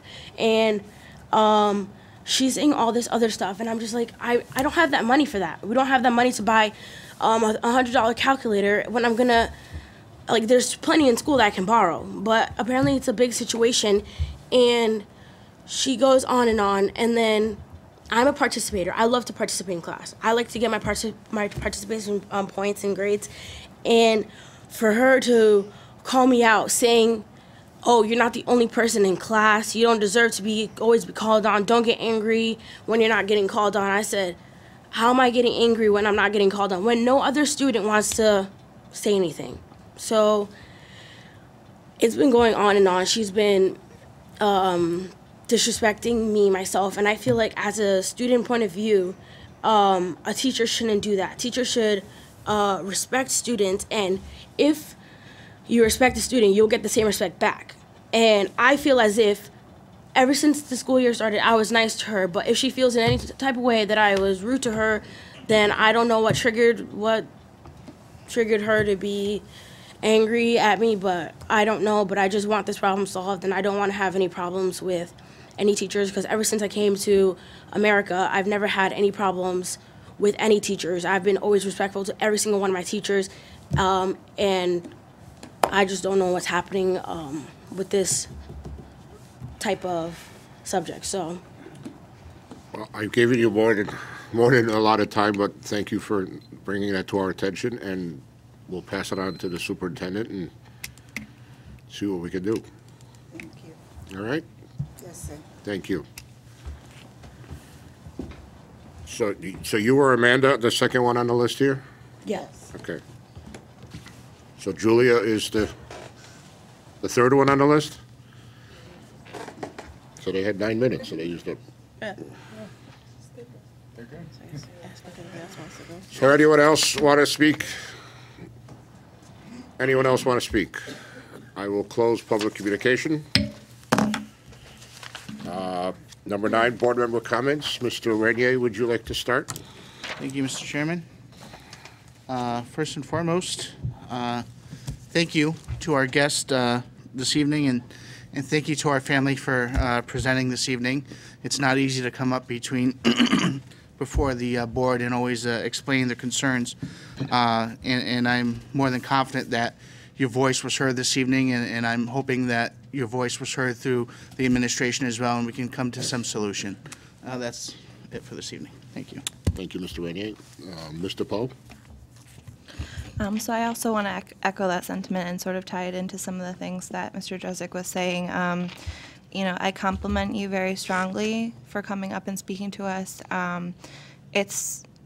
While, you know, I certainly have my own feelings, you know, listening to you and the things that you're telling the board about your experiences. I'm also very impressed with your articulation and the fact that you feel strongly enough to come in front of us and be that bold.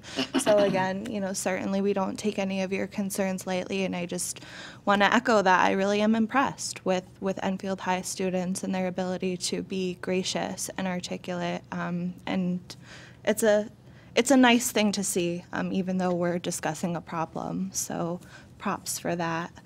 Also, thanks again to our Enfield Street School family. I have to reiterate, I know I've already said it, I have to reiterate how meaningful this program, this PBIS program is. As Rich has said as well, it's budget season. And I can't think of, you know, a more worthy place in our elementary schools to be putting some of this focus. So I just hope everyone keeps that in mind and starts to understand the value of the program. A couple other things from ESS. The PTO is excited to report that parents have really turned it out. The Box Tops for Education fundraiser has exceeded their goal by over $180. So huge thank yous to all of the parents and folks in the community who are helping Enfield Street by just doing that little snipping the top off your cereal box. It actually does make a huge difference. So thank you for that. Also, along the lines of fundraising efforts, there is a fundraiser with Integrity Martial Arts that is going until Thursday, March 1st. Students enrolling in classes there can have their initial enrollment fee donated to Enfield Street School. So if there's anyone who's toying with the idea of trying out martial arts, please contact the folks at Integrity Martial Arts here in town. Because your child may enjoy it, and Enfield Street will certainly benefit and appreciate any proceeds from that fundraiser. Beyond that, I think just a simple statement again of how proud I am of our students. I am so heartened by the conversations that our student representatives have had with leadership.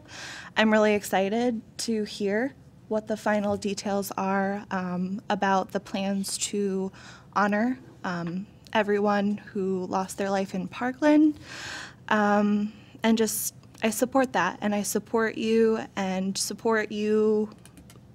bringing your concerns to us and coming up with an awesome plan. I know whatever you decide on will be awesome, so hopefully you guys are watching this. And I'm excited to hear more about that because I think it's really important for students to be civically involved, so thank you. Thank you, Mr. Poe. Mr. Rutledge, no comments. Ms. Riley?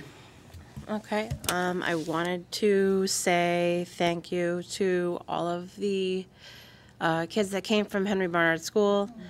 They were adorable. I didn't know what to say when they were up here. They were too cute. I was just like overcome. What they did was a really, really, really wonderful thing in that school. I wanted to thank the family who came tonight and spoke up for your concerns. It's appreciated that you can come to us and speak with us. Hopefully we can get the situation amended for you. I want to thank the high school kids for being aware and engaged and having incredible ideas.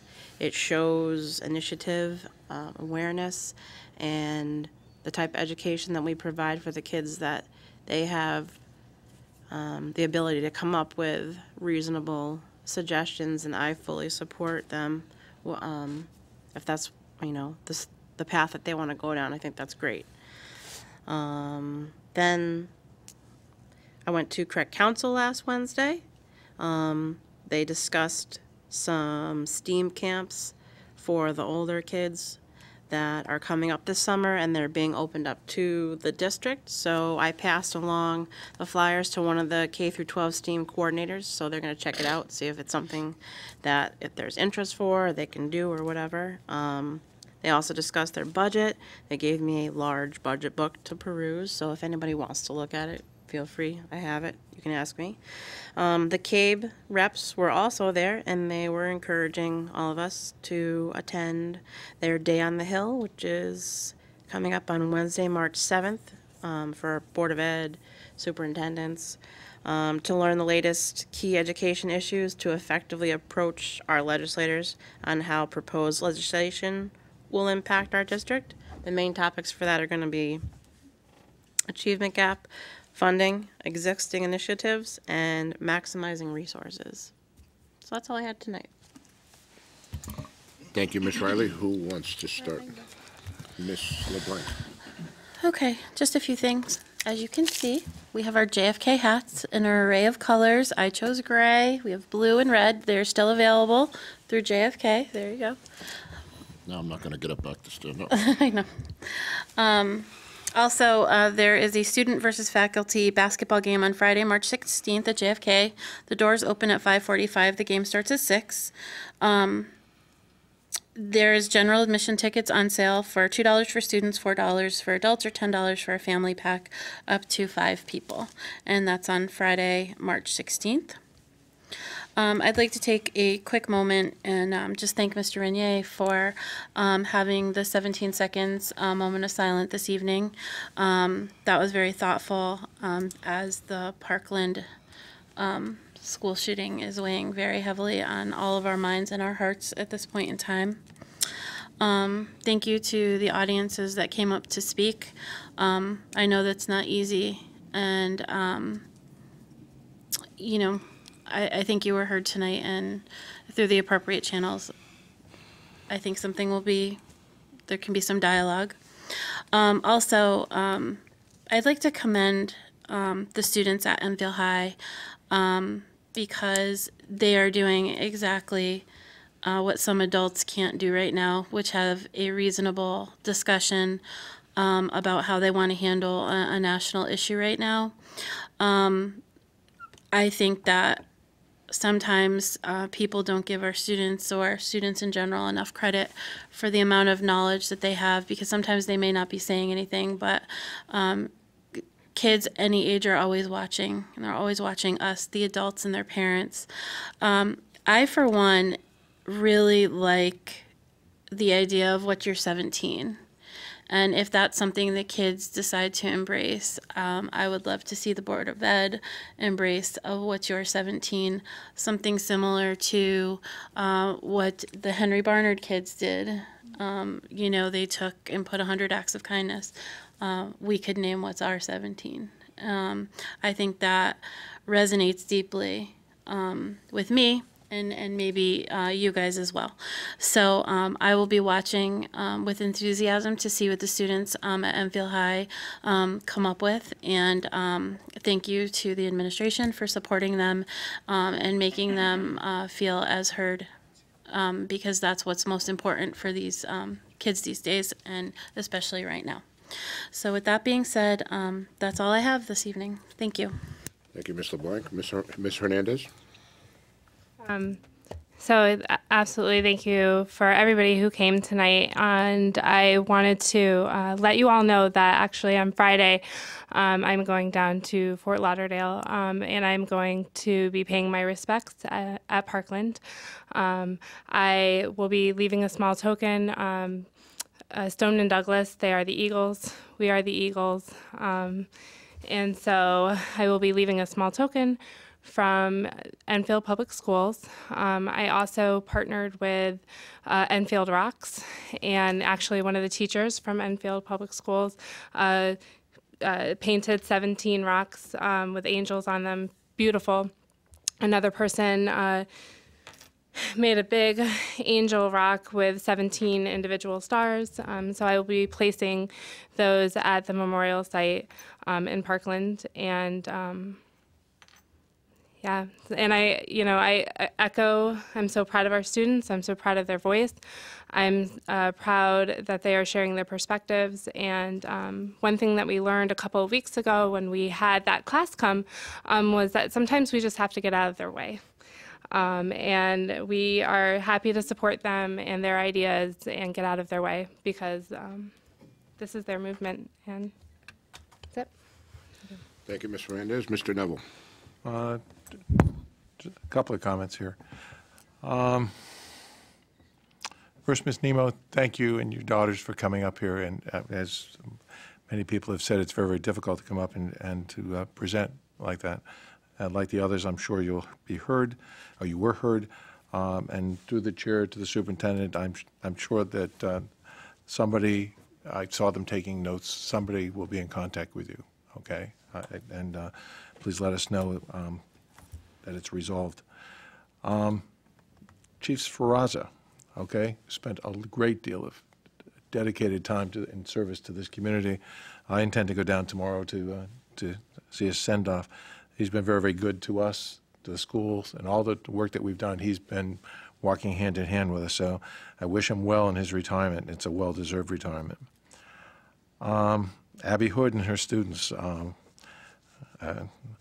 we talk about kindness and you talk about a horrible week, and they turned it around with something very, very special. And it's, we have the best teachers in the world. They're the ones who count here. It's like, Chris is saying we don't count. These are the people that do it. That's always been my feeling about the staff that we've had. And it's just so reassuring to have them come up here and just show what we know already, that these youngsters are very, very, very special. And our teachers are incredibly good and creative. Same with our PBS people. We know the issues that we have as all communities have. And we can either do a canned program, or we can be creative and make it work and watch it evolve and watch kids learn. You guys, your passion is just fantastic, and I couldn't ask for better people. We couldn't ask for better people to be working with our kids. So once again, we've said it before, but thank you very much. You make us proud. Our students and the approach that our administration has done with them, we need to hear them. I have faith in them. You folks have faith in our students. These types of trials make us proud of the way that, and the admirable way and the mature way that they're looking at a very, very difficult situation and simplifying it. They're cutting through all the well, I won't use an expletive here that they use, but they're cutting through it all and saying this is the real focus. This is what we have to count on. And they're doing it in a very mature and articulate way. It makes me proud of them, but it also makes me look forward to the next generation that's going to fill our shoes. These are great people, and I think they're going to make it a great world. And I think the approach that you've taken with our students is great. We need to hear our students. They have a lot to say, and they say it well, and they care deeply. And I applaud you for the approach that you've taken. One final comment. I'm going to single out Rich Rainier for two meetings. One was the passionate way you went after the budget naysayers a week ago. It made me think, and I'm very, very proud of it, that you stood up, the passion was in your voice, and you made it happen. And the second thing today, bringing out in your invocation the comments of Robert Kennedy, one of my favorite people. And anybody that's read about that time when we lost somebody like Martin Luther King, and he went to a thing, everybody begged him not to go, and he went and talked to people, and in a way that showed his empathy, his understanding, and we need more of that. So thank you for bringing that up and making us look at that and the correlation to what happened last week and the need for this lack of division. You highlighted it, you captured better than I ever could, so thank you very much. We need to hear that, and I appreciate it. That's it. Thank you, Mr. Neville. Mr. Ryder. Well, it's also Dr. Seuss week at the elementary and 3-5 schools. So check your kids' backpacks. Every school is doing something different. I know tomorrow's Wacky Wednesday at most schools because of the alliteration. Cat in the Hat Day on Friday, so you can possibly wear your new JFK hat if you have the red and white striped hat. So, Rich, you should wear that on Friday. Some news from Eli Whitney. There's a 5th grade fundraiser. There's a quarter auction next Friday, March 9th. Also at Eli Whitney, their PTO meeting is this Thursday at 6:30. There's also a 5th grade fundraiser at Smashburger. It's the last Wednesday of every month for Eli Whitney. Any time between 4 and 8, takeout counts. Just mention that you're there to support Eli Whitney's 5th graders. Also, Effie came and spoke here a couple weeks ago, and as a reminder, it's this Thursday, March 1st at 6:30 p.m. is their meet and greet at the Country Diner.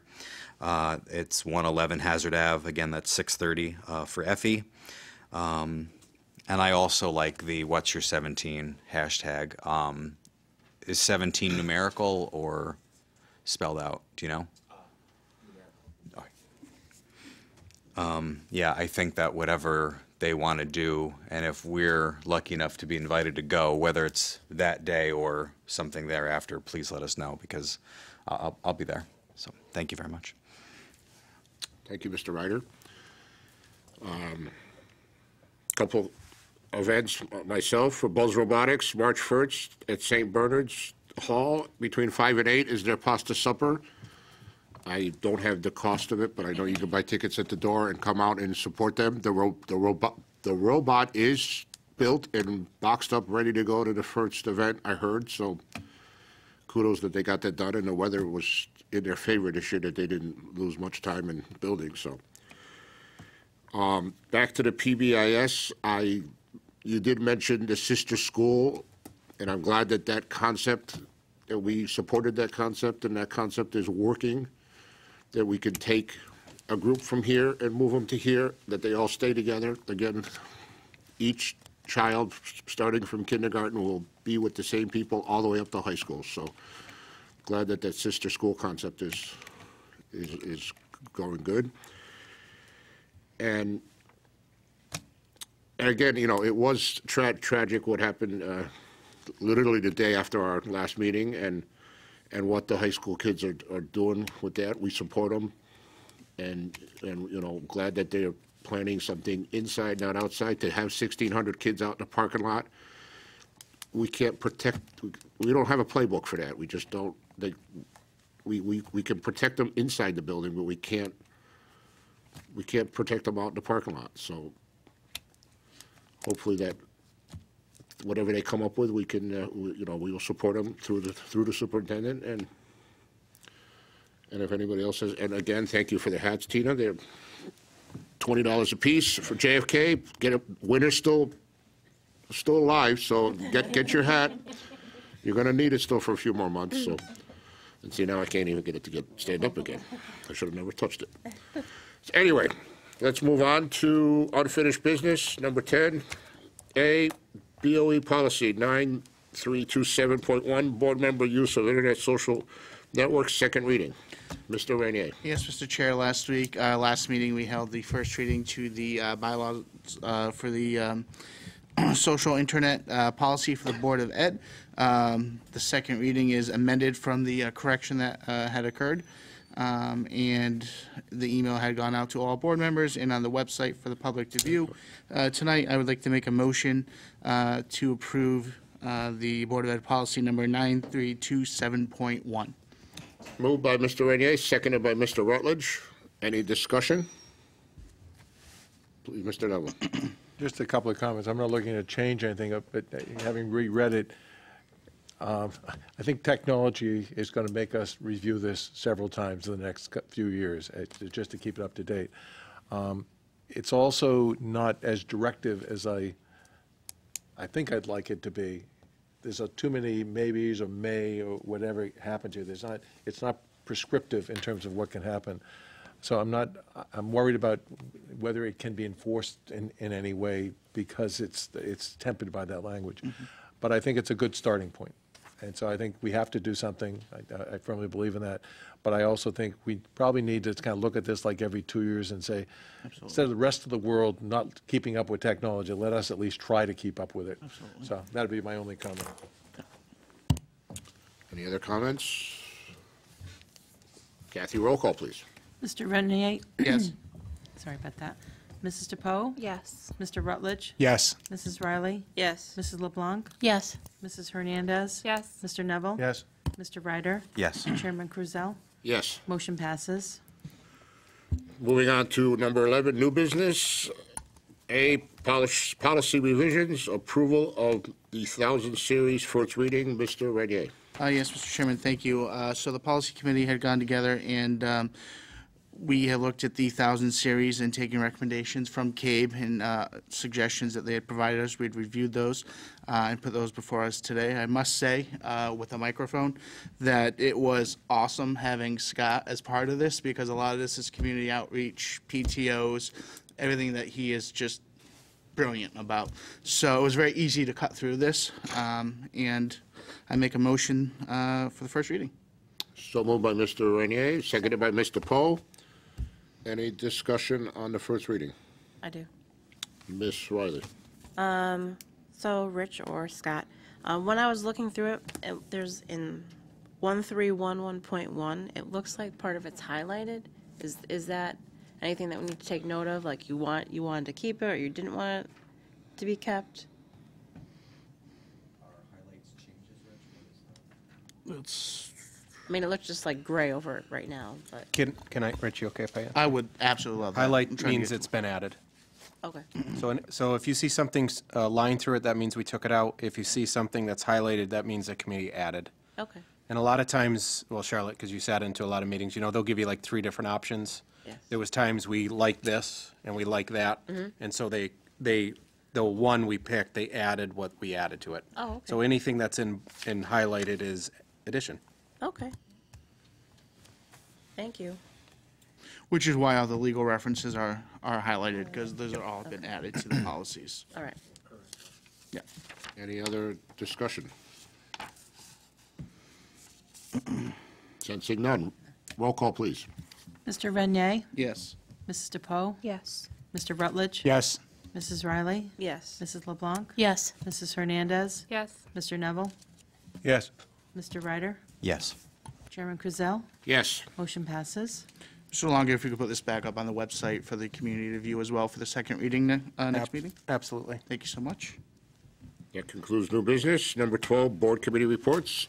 Mr. Neville, curriculum.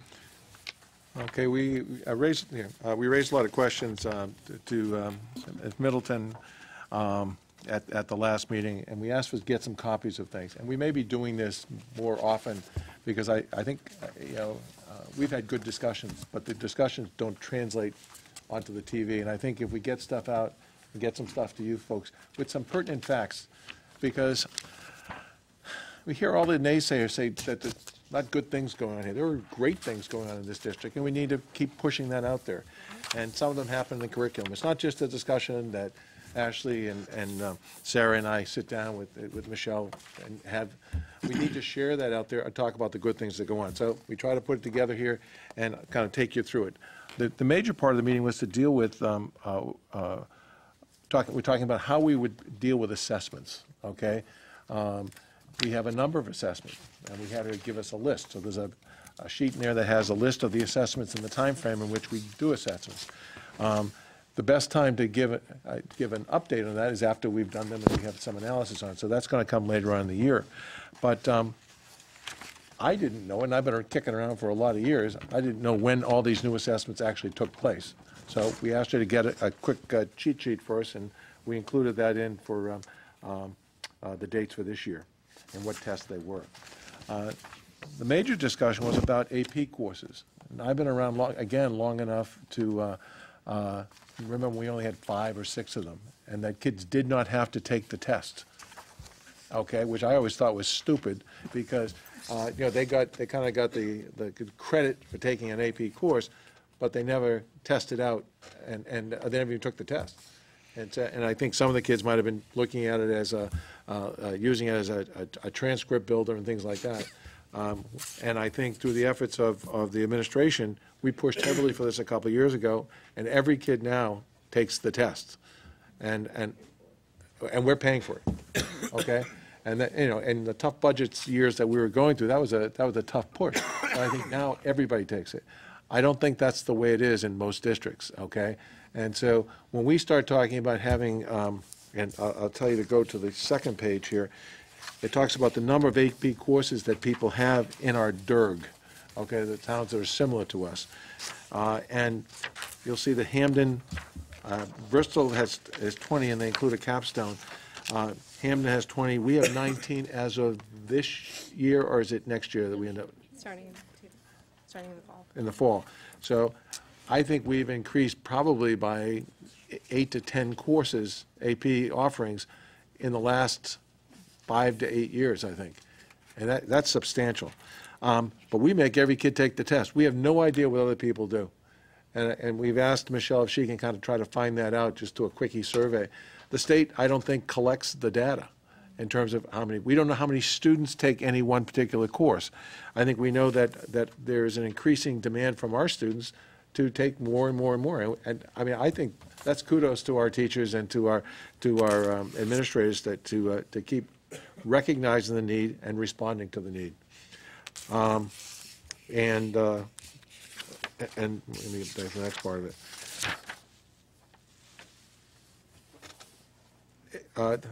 We're really up there in terms of the 19 courses that we're offerings that we have. But I said that she's going to try to find out how many students actually take courses, not just they offer it, but how many people are taking it. How does that compare to the percentage of students that we have? And I think it'd be a good result. Go ahead. What I was going to say, in addition to the extra courses, and I don't know if Mr. Longi can agree to this or not, but there's more sections of the AP courses offered. So like last year, there were 2 sections of AP Chem. It wasn't just being offered once a day.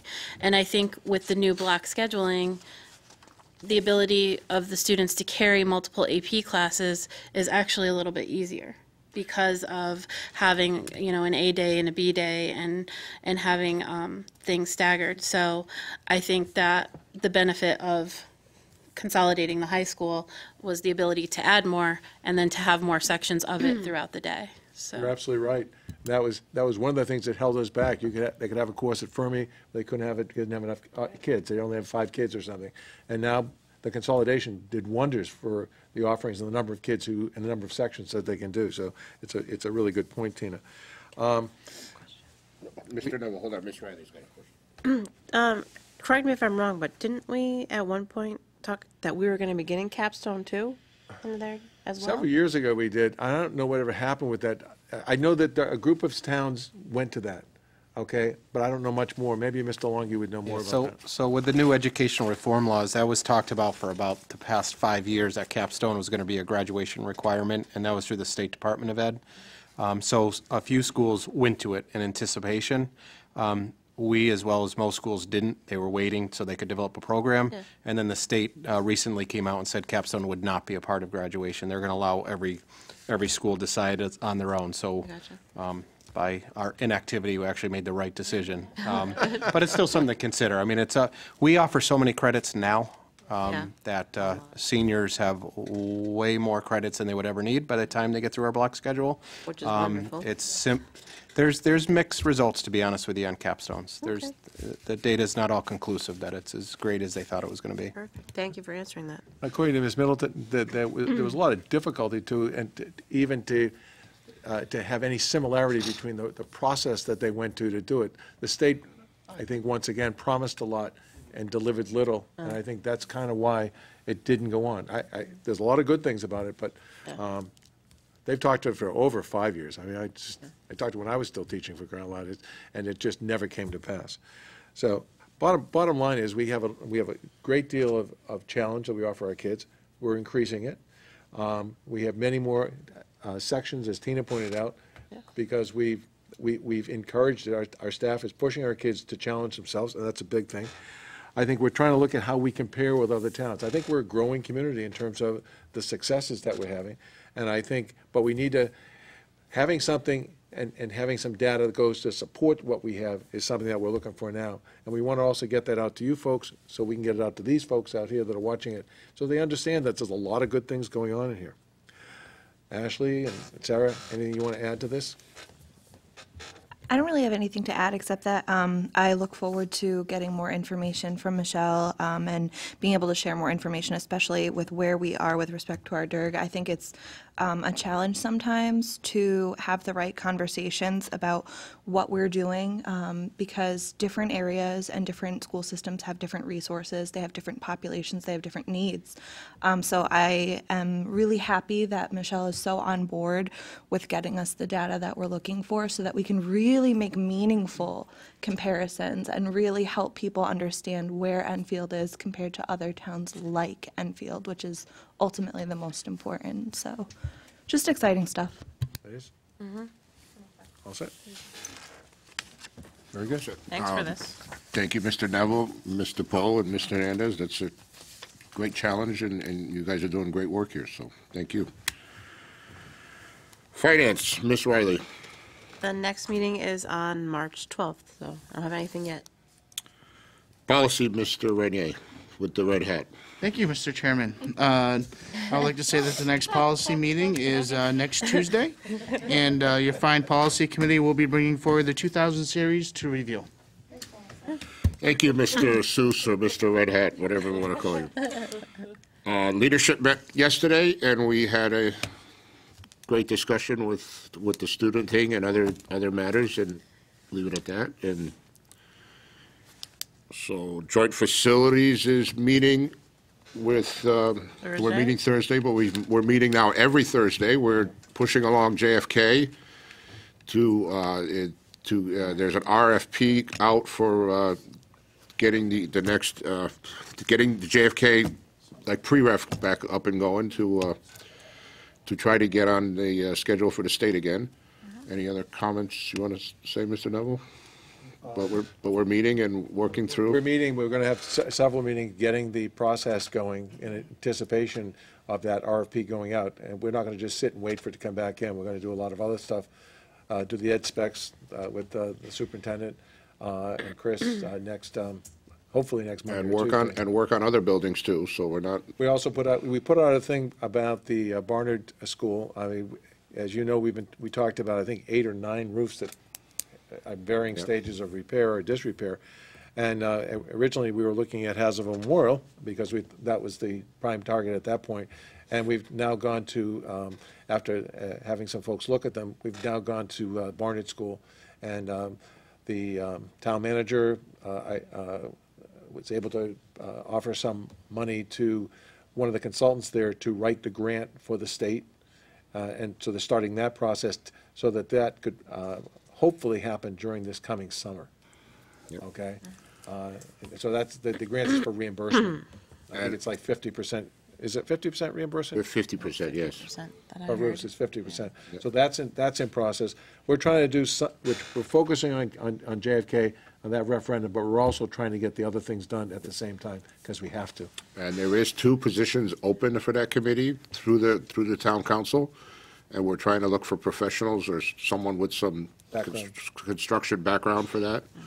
So if anyone's willing to sign up, look it up on the website and put your applications in, and we're going to start vetting those people and hopefully get them added on to help us out with that committee. And I think, if I may, if people have some questions about it, they can call any one of us. There's 3 of us here that are on that committee, 4 of us here, actually, 4 of us. on that committee. Just pick up the phone and call us, ask us how often you meet, what types of things do you, because I think filling out the application with some of the questions on there, it's much better, for me, it'd be much better to ask questions first and then fill out the application. Right now, we're scheduled every Thursday, 6 o'clock in the Enfield room here in Town Hall. If you want to come down, and feel free to sit in on a meeting, if they're open to the public, so whatever we can do.